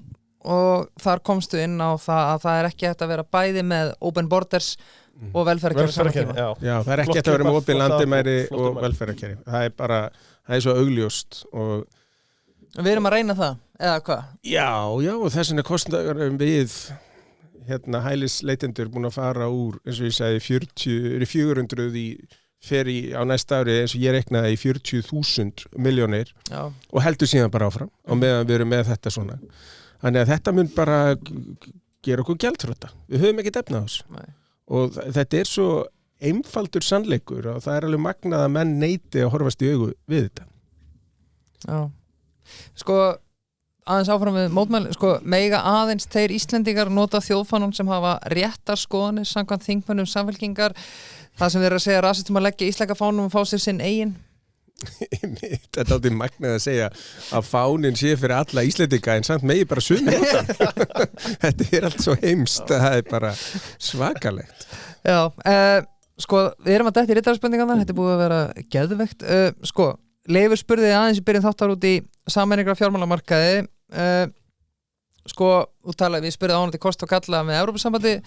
Sérðu á kost og galla við þessar sameiningar, sama hvort það væri Kvika Íslandsbanki eða Kvika Arion? Já, það er svona mismunandi flækjustig hérna á milli en mér hefur þótt Kvika verið ótrúlega spræk og það stóð náttúrulega til að sameina Kvika og Íslandsbanka og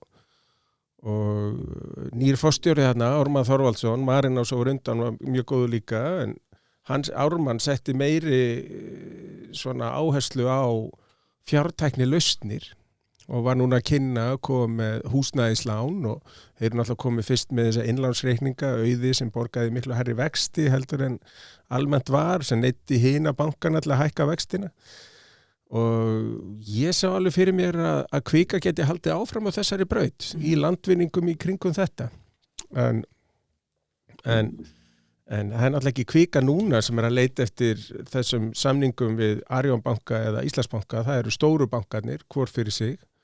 Það er náttúrulega bara heilbrigt fyrir markaðin að það séu fleiri en einnum hittuna, það séu tveir að bítast að þá fá amskosti hluthafar Kviku væntanlega hagstæðari verð. En hvað varðar síðan bara almennt markaðin að það er allt og margir verðbréfamiðlarar á Íslandi, það er allt og margir skuldabréf og hlutabréfamiðlarar. Ég skil ekki almennilega hvað er að gera allan daginn og það er allt í lagi að fækki þar, það er allt í lagi að fækki einhverju fjárfestingabanka starfsfólki og eignaumsýslu starfsfólki og eitthvað slíkt en það sem ég finnst leiðilegt væri ef að þetta myndi líka fækka fjártækni lausnum vegna þess að ég sé það sem leiðina til að efla íslenskt bankakerfi, það er að minnka heildarkostnaðinn og það er best gert með því að fara úr gamla bankakerfinu yfir í svona tækni lausnir.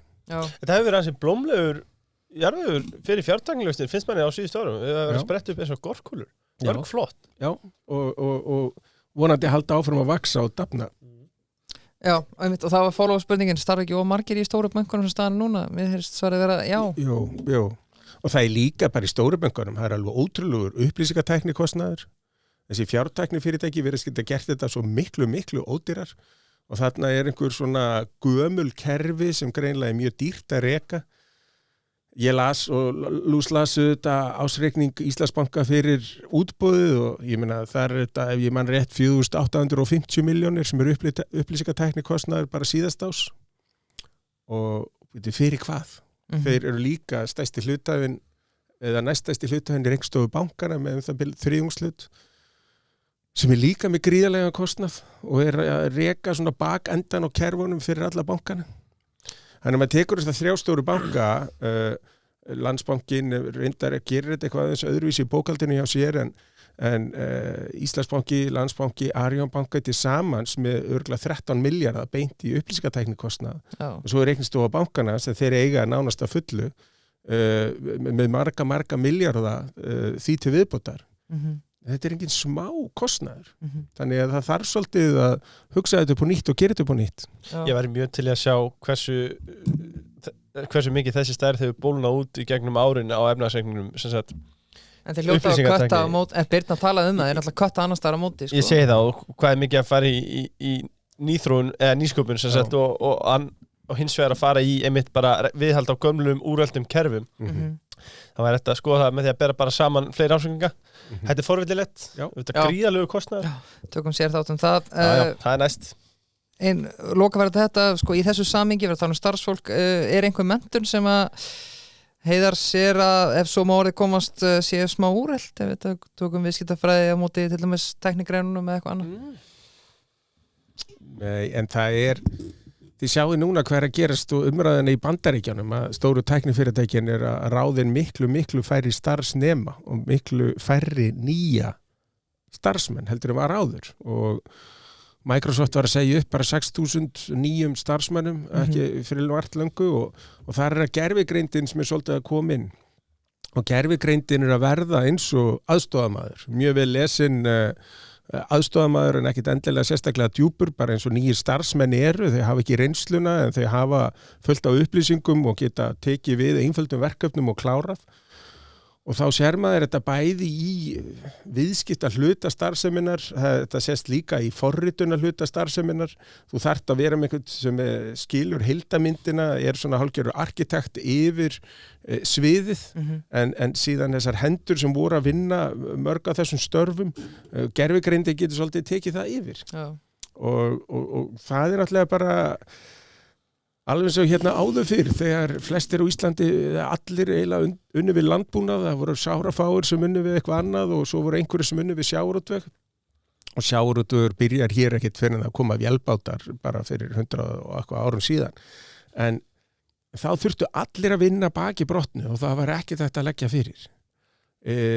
Þau störf, alls konar störf sem voru til á þeim tíma, vera söðlasmiður og játsmiður og eitthvað, þetta er eiginlega allt bara farið og eins og að vera prentari hérna áður fyrr, þetta er meira og minna farið, en er einhver rosa eftirsjá af þessum störfum. Ekki fyrir mitt leyti og skapast alls konar störf sem er bara eins og hjá ykkur, vera hlaðvarpstjórnendur eða einhver jógakennari eða guðmóvita hvað, sko. Þannig að sem ég held að sé meira gefandi og greiða með skosti betri laun. Já, í guðanabænum ekki stofna hlaðvarp, það er nóg að þeim, sko. Það er ekki pálsir fleiri. Já, við erum að detta í seinustu hefðbundum spurninguna og við dettum í hraðaspurningarnar. Við langar aðeins að tala um Sjöstrand, Sjöstrand kaffið góða. Já. Sko, ég ruglaðist aðeins, sko. Að því að ég misti með þess, eins og ég átt til að gera. Ég er með þetta fíkningi þú fær ótt með fleipur. Já, fyrir það ekki að segja það, sko. Nei, ég var ekki eins og byrjaði á þeim sjálfum, sko, það er önnur bók en ég er búin að vera að drekka svo mikið af kaffi, bara ég misti mig, krími, karamell og lungo og ég með þetta í vinnunni í Borgartunnu og ég bara drekk, og svo kem ég heim og ég líkaði þetta með Sjöstrand kaffivél heim og ég drekk og að því ég hugsa alltaf að þetta er lífrænt, þá getur bara drukkið endalaust af þessu en svo náttúrulega fór þetta að valda svefntruflunum og það er víst ekki þannig að þó þetta sé lífrænt þá Nei, það veldur samt það hefur samt áhrif á svefnið og drekkur mikið þessu, sko, þannig að bara svo þessi meðutum það þó að Sjöstrand séu þetta 100% lífrænt og endurvinnlegt þá 8 bollar á dag þá skulum við láta þetta vera allavega eftir klukkan 2 daginn ef við eru veik fyrir því að ef þetta hefur áhrif á svefnið hjá okkur. Drekkur þú kaffi þar? Ég gerði það ekki en síðan þegar var forstjórið hann í sín þá byrjaði ég að drekka kaffi, ég hef aldrei drukkið kaffi, ég drekk ekki mikið af því. Nei, þetta er lúksus og svo er það Payday.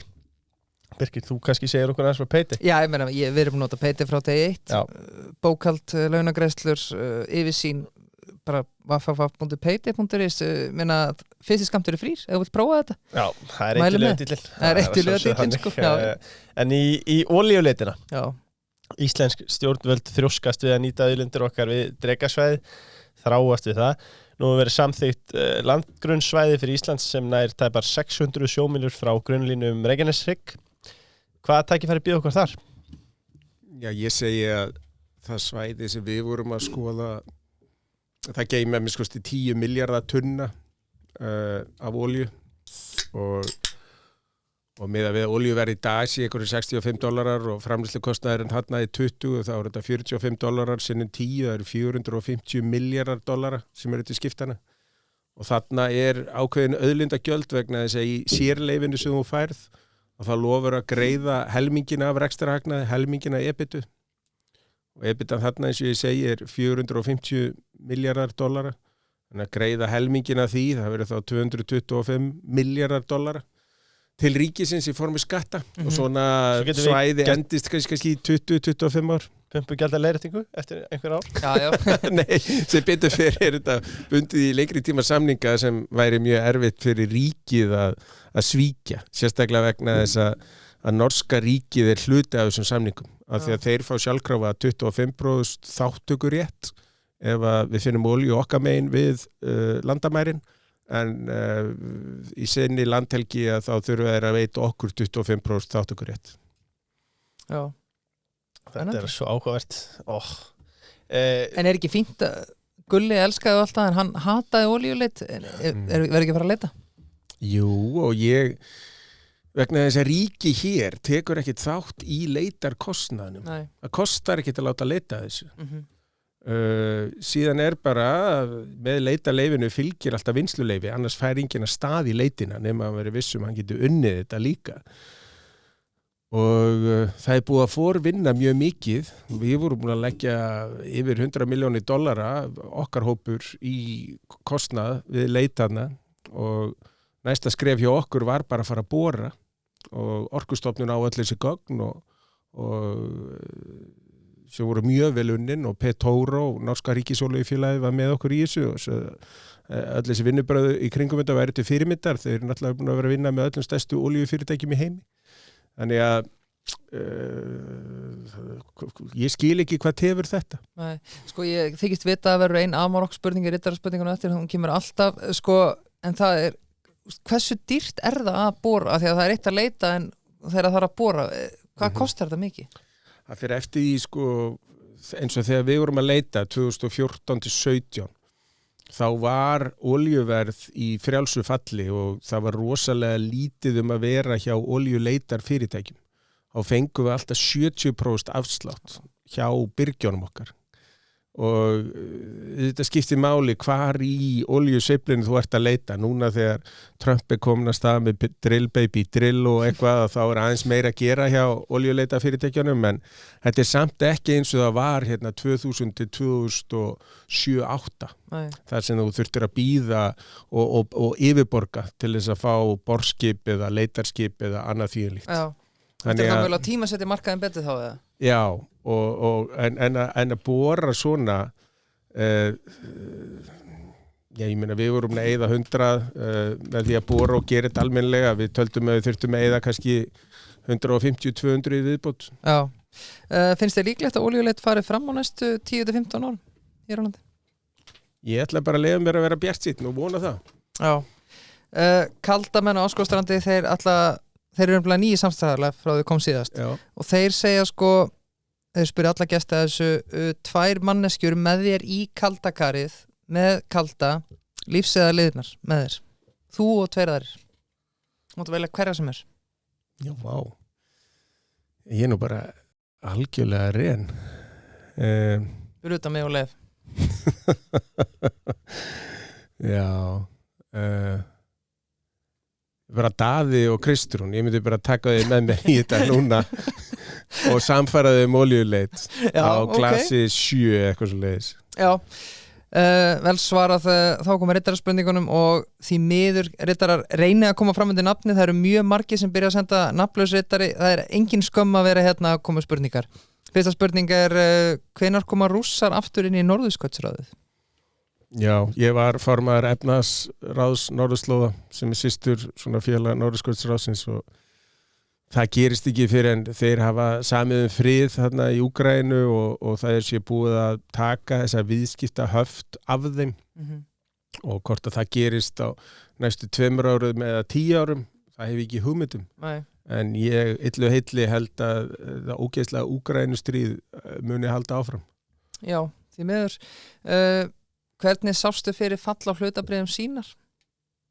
Ég sá það ekki fyrir. Ég bara hætti og og hætti að sinna þessu og ég var með áætlun með samstarfsfólki stefnum út að vinna hann í júní og svo fekk ég kauptilboð í júlí og læknar búin að segja mér að hætta að vinna og þá hætti ég og hætti formlega í september og þessi stefnumóta vinna sem við vorum með að hún gerir ráð fyrir því að gengið myndi tvöfaldast eða fara upp í 150 á 3 árum þannig að ég hef nú frekar ætlað að væri þar í dag. Já, einmitt. Hvernig bíl ekur Heiðar á? Ég ek á tvennskonar, ég á svona Jeep Rubicon og svo á ég 911 Dakar. Takk. Hvað maður lengi að tella upp í milljarð? Kemur fram í Norðurslóð og svo? Já, 32 ár. En sko, ef þú telur 8 tíma á dag og það eru milljarður sekúndna í 32 árum. Og þess vegna endist okkur ekki ævinni að telja upp í milljarð. Þú veist, ef maður er lengur en 1 sekúndi að segja 1.157.757 og svo næstu tölu þar á eftir. Já. Spóið með næstu. Já, það nú þannig að... Núna koma rittarinn sem undir nafni. Það koma... Nú þannig með hennar þátt að það koma ýmsir skemmtilegi fuglar og setjast á sylluna hjá manni með spurningu og þessa á Spóið Þrastarsson sem kom í gegnum Facebookið. Hann með spurningu fyrir Heiðar þar sem hann alltaf gagnrýninn á krónuna. Á maður að færa megni af sparnaðinum í erlenda mynt? Maður á alltaf að vera með svona það bil helmingina sparnaðinum í erlendir mynt.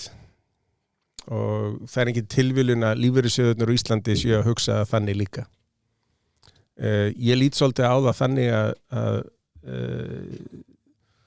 alþjóðlega séu hlutabréf dýr í dag og vextir, 10 ára vextir að hækka mikið og þess vegna er þetta ekkit frábær tími ákkurat núna til að eiga erlendar eignir. En íslenskar eignir eru ódýrari en svona á næstu 3, 4, 5 árum væri sniðugt að balansera meira safnið að vera með helmingin fyrir utan landið og helmingin innanlands. Einn frá mér og frá lengjunni Mikkel Arteta, þú vilt líklega reka hann? Nei, ég fann nú meira segja að loka leikinn á móti Newcastle, þar sem ég stóð og klappaði fyrir honum og hann hélt sem á ræðu og ég finnst hann alveg frábær. Það er alltaf erfitt að segja að lenda 3 ári í röð í öðru sæti að það sé slappur árangur.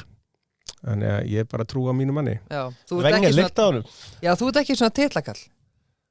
Ég bara veit að sko munurinn á milli fyrst og annars sætis, það er einhver svona skekkjumörk sem er svo erfitt að segja. Við lendum, eða Arsenal lendi í því að mjög mörgum meiðslum og voru alla bara með framherja í allt tímabili. Já. Og það er aldrei erfitt að segja að svoleiðis lið eigi að vinna, það lendur samt í öðru sæti. Já. Hefurðu fengið 600 gramma burger á búlunni? Nei, er hann til? Nei, við græðum það, Heiðar special. Nei, ég fekk mér síðast 2-faldan á búlunni bara í síðustu viku. Já. En það er bara 2 sinnum 100 og eitthvað grömm, sko. Það er nú bara lítið, sko. 600 grömm, ég mæl ekki með því við nokkurn mann, sko. Heiðar, þú verður að prófa, þegar þú ferð næst í 2-faldaborgaran, setja brauð á milli og auka gums. Ok. Það er rosalegt. Já. Það er fyrir lengar að komna. Já. Má ég sjá, hvar er fókus í ríkisfjármálunum ekki alltaf mikill að tekju hliðin í stað útgjaldahliðarinnar spyr Þorvaldur hjá David Jones, við fórum í þetta. Við fórum í þetta. Byrjum þáttar, hann er greinilega með puttan á púlsunum, Þorvaldur, vel gert. Já, endur með bestu dölunar. Ekki hissa á því í ljósið þess að hann er akkurat að flytja inn flottustu dölu landsins, Cinnamon Bun nýja bræðið. Sælar. Það er rosalegt í golfbókan. Já, þetta er bara geðut. Sem millimál í vinnunni eða hver annars þar. Lukas Leó. Einu á alvörunótunum, loksins segir hann. Hver vinnur þau post-season playoffs í NBA? Thunder eða Pacers? Thunder, ég meina þeir eru með eitthvað besta hlutfall núna í stigaskorun og bara sem sést hefur. Bæði eftir venjulega tímabilið og svo núna það sem er að byrja í playoffs. Þannig að þeir verast vera algjört yfirbyrra lið. Já, þeir eru með svakalegan hóp. Og SGA, hann er skrimsli. Einn frá mér, þú ert fastamár á öllum kálegjum, þú ert grjótharður. Þetta er engin spurning, þetta er staðið. Þú komst líka bara með fullinningu eftir spurningu. Ég mætti nokkra leiki, mér finnst Óskar Hrafn alveg framúrskarandi þjálfari og skemmtilegur, þannig að Ég er mjög hrifinn af því sem hann er að gera núna með KR. Hann er bara að spila sókn, spila ég líka vörn. Já, Við vorum með Nei, Sigrún svona Óskja enga- okkur í góðum þettum dagina sem að við vorum með heiðashotnið og nú erum við heiðast átt hérna og sem hún var að tala vel hvað er frábær forstjóri. Hversu góð fréttastjóri var Óskar hann? Mér fannst hann var ekki þegar ég var, sko. Ég átti nú meira við hann að hann var að skrifa einhverja fréttir mig sem Já, ok. ég þurfti eitthvað að ræða við hann og ég held að hann yrði allt vísi, sko, heldur hann að reyndi síðan vera. Já. Já. Subway fengur 2 í dag, fyrri er hita eða rista. Alltaf rista. Já. Hvernig bátfærið er? Ég fæ mér, ég var alltaf, ég bjó í New York og fekk mér alltaf BMT. Já.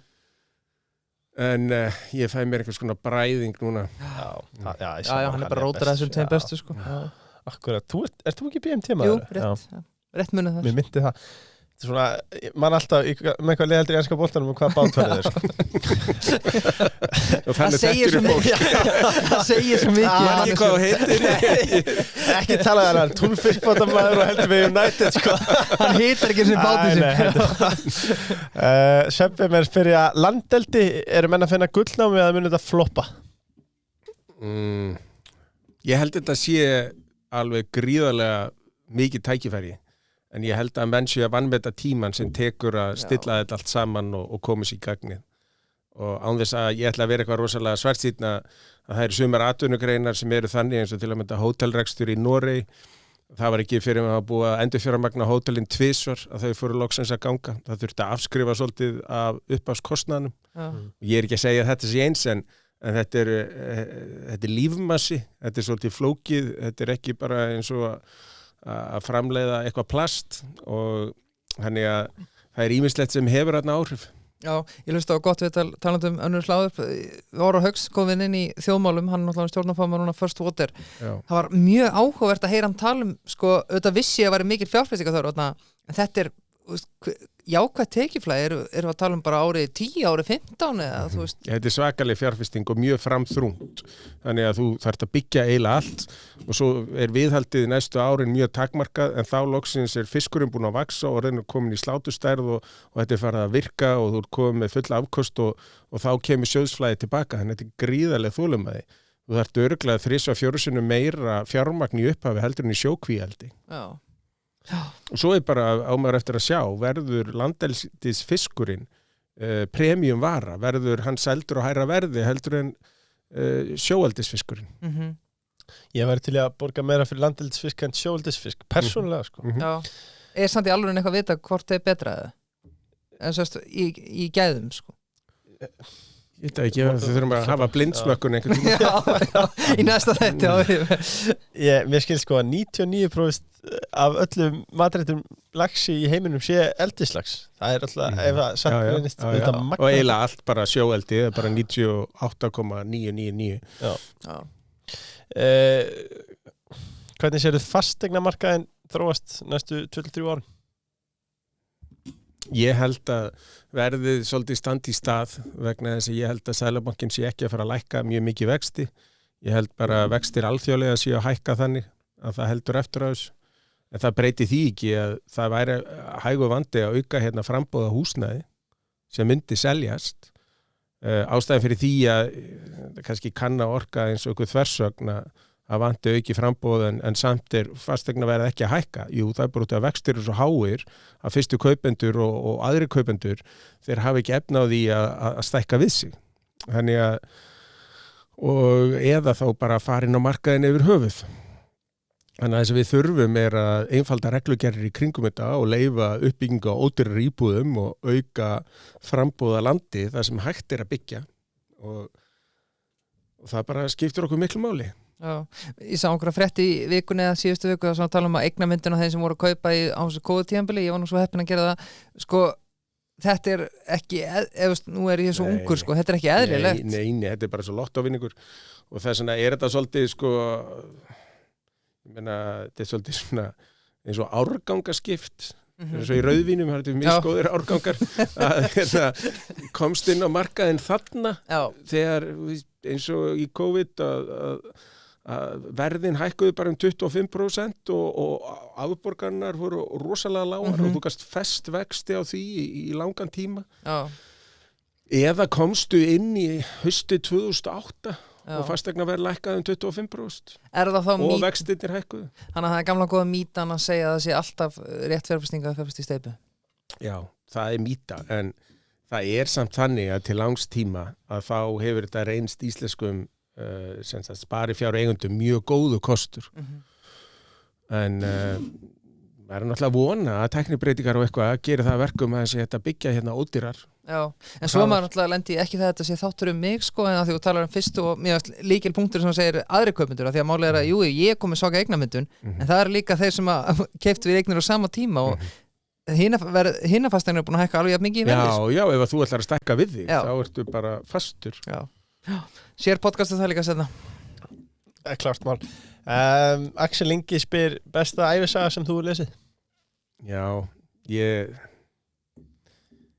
sko, það alltaf einn sem mjög besta íslenska ævisagan sem ég lesið Lifa með öldin eftir Jóhannes Nordal, en ef maður skoðar svona alþjóðlegar ævisögur, að þá eru svona ævisögur sko, sem eru eins og bókin hans Jóhannesar segir bara sögu heillar aldar nánast. Það eins og House of Morgan eftir Ron Chernow, hún frábær. Mér finnst hérna A Man for All Markets, hann skrifar þá ævisögum sjálfan sig, hann Ed Thorpe, hún frábær og segir líka bara sögu svolítið hvernig Bandaríkin þróuðust frá 1920 og en svo eru náttúrulega til algjörlega klikkaðar ævisögur sem ég mæli ekki með við neitt eins og Kinski, Uncut Klaus Kinski segi en ævisögur geta verið mjög mismunandi en það gaman að lesa ævisögur. Það einn gæði sem langar að gefa smá loftina því vorum að tala þetta fyrir þáttu, þú fórst á góðan fyrirlestur á hvað mánudagskvöld? Já, ég fór á Gat Sat sem kanadískur prófessor í raun og veru fyrst og fremst eiginlega í markaðsfræðum. Byrjaði í starffræði og tölvunarfræði og færði sig síðan meira yfir í viðskipti og í svona þróunar líffræði og hefur mikið verið að skoða hvað hefur áhrif á neysluhegðun, hvað hefur áhrif á konur í varandi markastarf, hvað hefur áhuga á kalla varandi markastarf, hvað eigur testosterón framleiðslu hjá köllum í kringum auglýsingar og það að mæla það bara með munnvatns sínum. Og þá fyrir hann að halda því fram að konur og kallar sé ekki alveg eins og hann fyrir að halda því fram að það eru mismunandi svona nemar hjá köllum sem þú þarft að eiga við og ætlar að fá það til að kaupa eitthvað og svo hjá konum aðrir nemar og reseptorar og út frá þessu fyrir hann að skoða líka svolítið eins og Jonathan Haidt gerði í The Righteous Mind hvað í stjórnmála umræðu, hvað í svona pólitíska umræðu hefur mismunandi áhrif á kynin og hann hefur verið gríðarlega umdeildur af því hann heldur því fram að allir séu ekki eins, allir geti ekki allt að þessi munur á milli konu að kalla og það nú hæstaréttardómari sem hefur verið að setja inn hérna hvað fyrir 2 árum í Bandaríkjunum og hún var spurð geturðu skilgreint hvað kona? Hún sagði nei, ég ekki líffræðingur. Já. Þetta hæstaréttardómari. Mannkynið sem búið að vera til einhverjar 117 miljardar manna miðað við mannkynssöguna frá Homo sapiens bara fram á daginn okkar hafa allir getað sagt þetta kona, þetta kall það komið hæstaréttardómara sem hafa dæmi mjög flóknum málum sem treysti sér ekki til að segja hvað kona og hvað kall þannig að hann að segja í bók sem hann gaf út The Parasitic Mind að það sé einhver heila vírus í gangi og svo hann að gefa út aðra bók sem heitir Suicidal Empathy að það þeir fyrir að þykja svo vænt alla í kringu þau til að fórna sjálfum þér til að deyja bara fyrir alla og hann segir að þetta sé náttúrulega mjög óábyrgt vegna þess að fólk á bara treysta í einn dómgreind og taka ábyrgð á einn lífi og síðan átt þú að gera eitthvað sem gagnast þér og öðrum en þú átt ekki að fórna þér bara fyrir aðra það ekki þeir sem gera það þeir deyja út samkvæmt svona þróunar líffræði þannig að og við viljum ekki deyja út Og hann stóð sér væntanlega vel og var að grilla mann og annað hann eða eitthvað? Það voru einhverju tveir sem voru svona frekar vinstra megin í lífinu sem voru að spurja og hann algjörlega girti niður á og raskilti á. Það var sérstaklega smekklega gert hjá hann. Já, maður láta mig næst vita þetta þegar þessi meistari mætir. Já. Látum okkur sjá frumherji. Það er einföld skilabóð. Já. Allir að drífa sig í skoður. Pældi hvað Heiðar heppinn, hann á 2 bíla, meistaraði á hann þarf að fara 2 ára árið til frumherja. Já.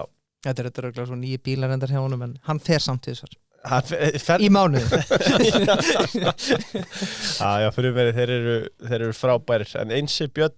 Eftir að frumherji byrjaði samstarf hjá okkur fyrir 3 ára síðan, þá er ég alltaf að því þú spyrir hvaða bátferður og söfvi, ég segi alltaf bara, þú veistu að þú ert með bílið inn í skoðun? Og hann bara, hvað það segir mér það? Já. En ég er svona alltaf að minna fólk á, sko. Já, það er gott. Einsi Björn, já. Einsi Björn, hvað myndi yfirtaka Bandaríkjanna á Grænlandi því að fyrir Amarok? Já, það eina sem myndi gerast væri að eignarrétturinn yrði ennþá betur tryggður varðandi námuréttindin og annað þýðilegt.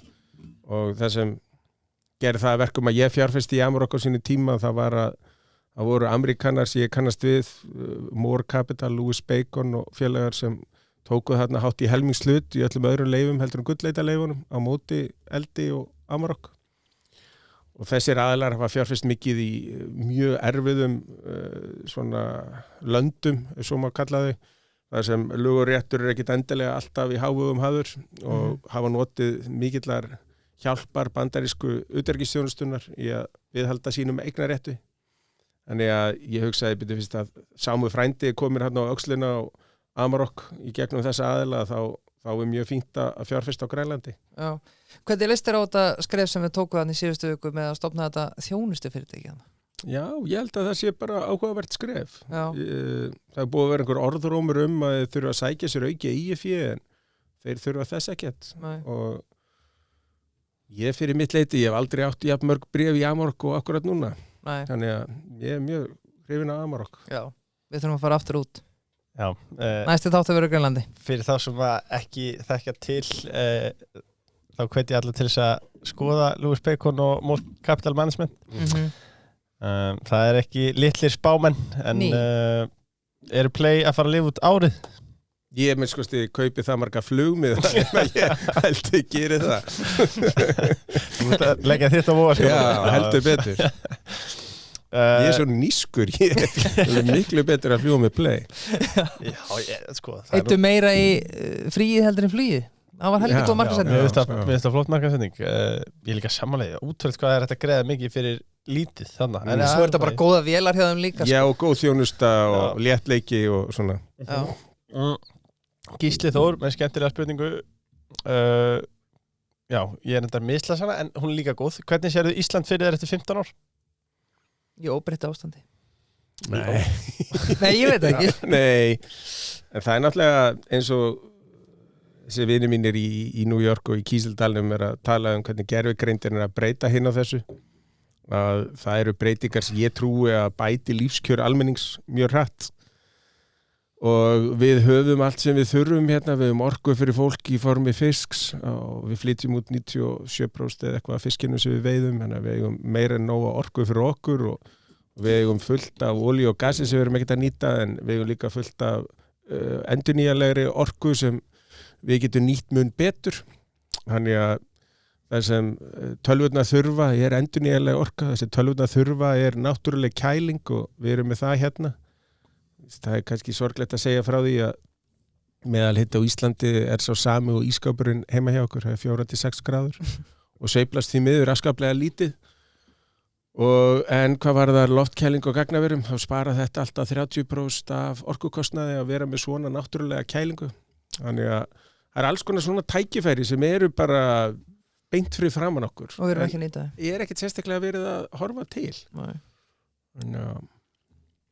Vonandi verður búið að taka allavega einn fund í fjármála efnahagsnefnd. Það er alveg örugt sko á næstu 15 árum að þá eru ráðstöfunartekjur almennings búin að tvöfaldast.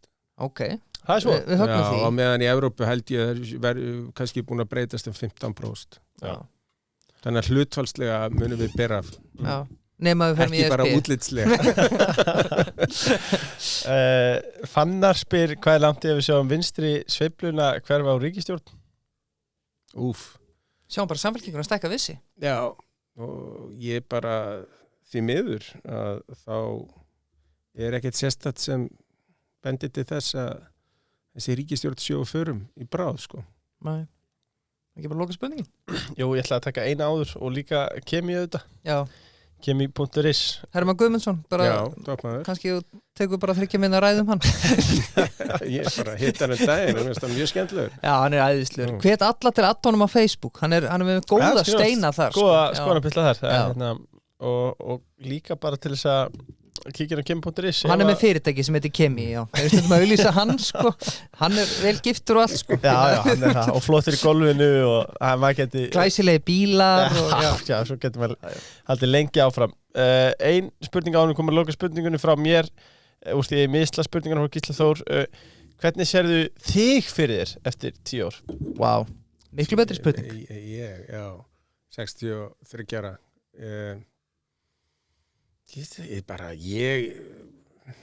er nú oft sagt að þú þurfur að setja einhver svona markmið og eitthvað og 5 ára markmið og 10 ára markmið. Ég er hættu því og þannig að ég ætla bara að vera í góðu formi og vera glaður og hérna reyna að sjá til þess að fólki í kringum mig sé í sama ástandi. Já, 9-5 með það búið. Ég mæti nú alltaf á skrifstofuna en ég... Eða svona hefðbundin vinna, meini þá meira. Já, ég held að ég láti það vera. Já, þá er að loka spurningin jafnvel eins og skemmtilegast að Bissa við höfðu núna, Heiðar, það er fullt af fólki að hlusta hana þátt með hellinga sparnaði. Hvað á það að gera við hennar sparna? Já, fjárfesta og náttúrulega ef það er skuldsett á þessum dýru húsnæðislánum á Íslandi þá er að byrja að borga inn á húsnæðislánin og þegar það skuldar undir 50% í húsnæðinu sínu þá getur það að fara að hugsa að fjárfesta og þá það fjárfesta svona gætilega og þessin er mjög sniðugt ef þú átt svona mikið fasteign er svona ígildi skuldabrefs að fjárfesta, byrjaði að fjárfesta í hlutabrefum. Síðan þú segjum svo orðið orðin skuldlaus í fasteigninni að þá fer að kaupa meira skuldabrefum og svo áttu hlutabref líka. Og svo vil ég að þegar fólk er komið með eitthvað smá að það fari líka að fjárfesta aðeins alþjóðlega. Já. Heiðar Guðjónsson, takk fyrir kvöldið og takk aftur fyrir komuna. Nei, takk fyrir mig. Takk.